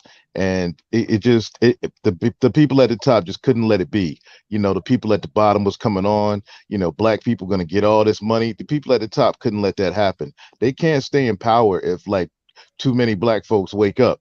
Man, black people be like, what the fuck? We've been played for 400 years? Hell no. Man, check it out. Like, you got this big push to go back to segregation now. You know, look at Deion Sanders at Jackson State. You know, they talking about, you know, resegregation now. I mean, shoot, look up here on Black YouTube. You got crazy talk of resegregation. I mean, and the key was to get black folks emotionally amped up this year. And that's how the steal was done. Versus get on and get this money. It was, no, let's get emotionally amped up and talk about racism from 120 years ago. Oh, yeah, we're going to give y'all a check. And then at the end, Joe was like, the hell with y'all niggas. And Floyd was the catalyst. Yeah. Hard over that bit, like, wrap it up, B. All right, yeah, we gotta wrap it up, man. Gotta wrap it up. Unfortunately, even though this show was perfectly built for an 8-hour marathon, but man, I got to go do some things. So yeah, we got to get up out of here, man. But listen, I do got to say this. I hit up David Monroe, but everybody who was on my mind that I wanted to hit up, David Monroe, he normally the one that I could hit him up with 2 minutes notice. He'd come to a lead off, but. Fantastic, Ty City, Angry Man, Lil Big Nate, Trey. Did I say Ty City? Basically, everybody who I wanted to hit up to do a one-on-one on this, y'all all showed up on the panel any day, made it a great show. So big up, shout out, and thanks to all of y'all. And Lil Big Nate, I know you got things going on, but I was like, man, this would be a perfect lead off for Lil Big Nate. But I know if you was even ready to hop on, so I wasn't even 100% sure. But me and you, like we already gave the teaser trailer. We got things coming up in the future, so hopefully everything get right that you got going on in your personal life. But we plan to be doing some things going forward. But hey, everybody who came through today, everybody, if you hit the like button, subbed, shared, did anything in any way, shape, or form, appreciate you. Chainbreaker and Xavier from the Prophet of Thought series. Thanks for hitting the Cash App. Shout out to Red Sing the Blues. See your comment up there. Everybody, man, appreciate it. This was a great show. This was an instant classic. And we up out of here, y'all. Peace. Salute. Peace. All right, y'all.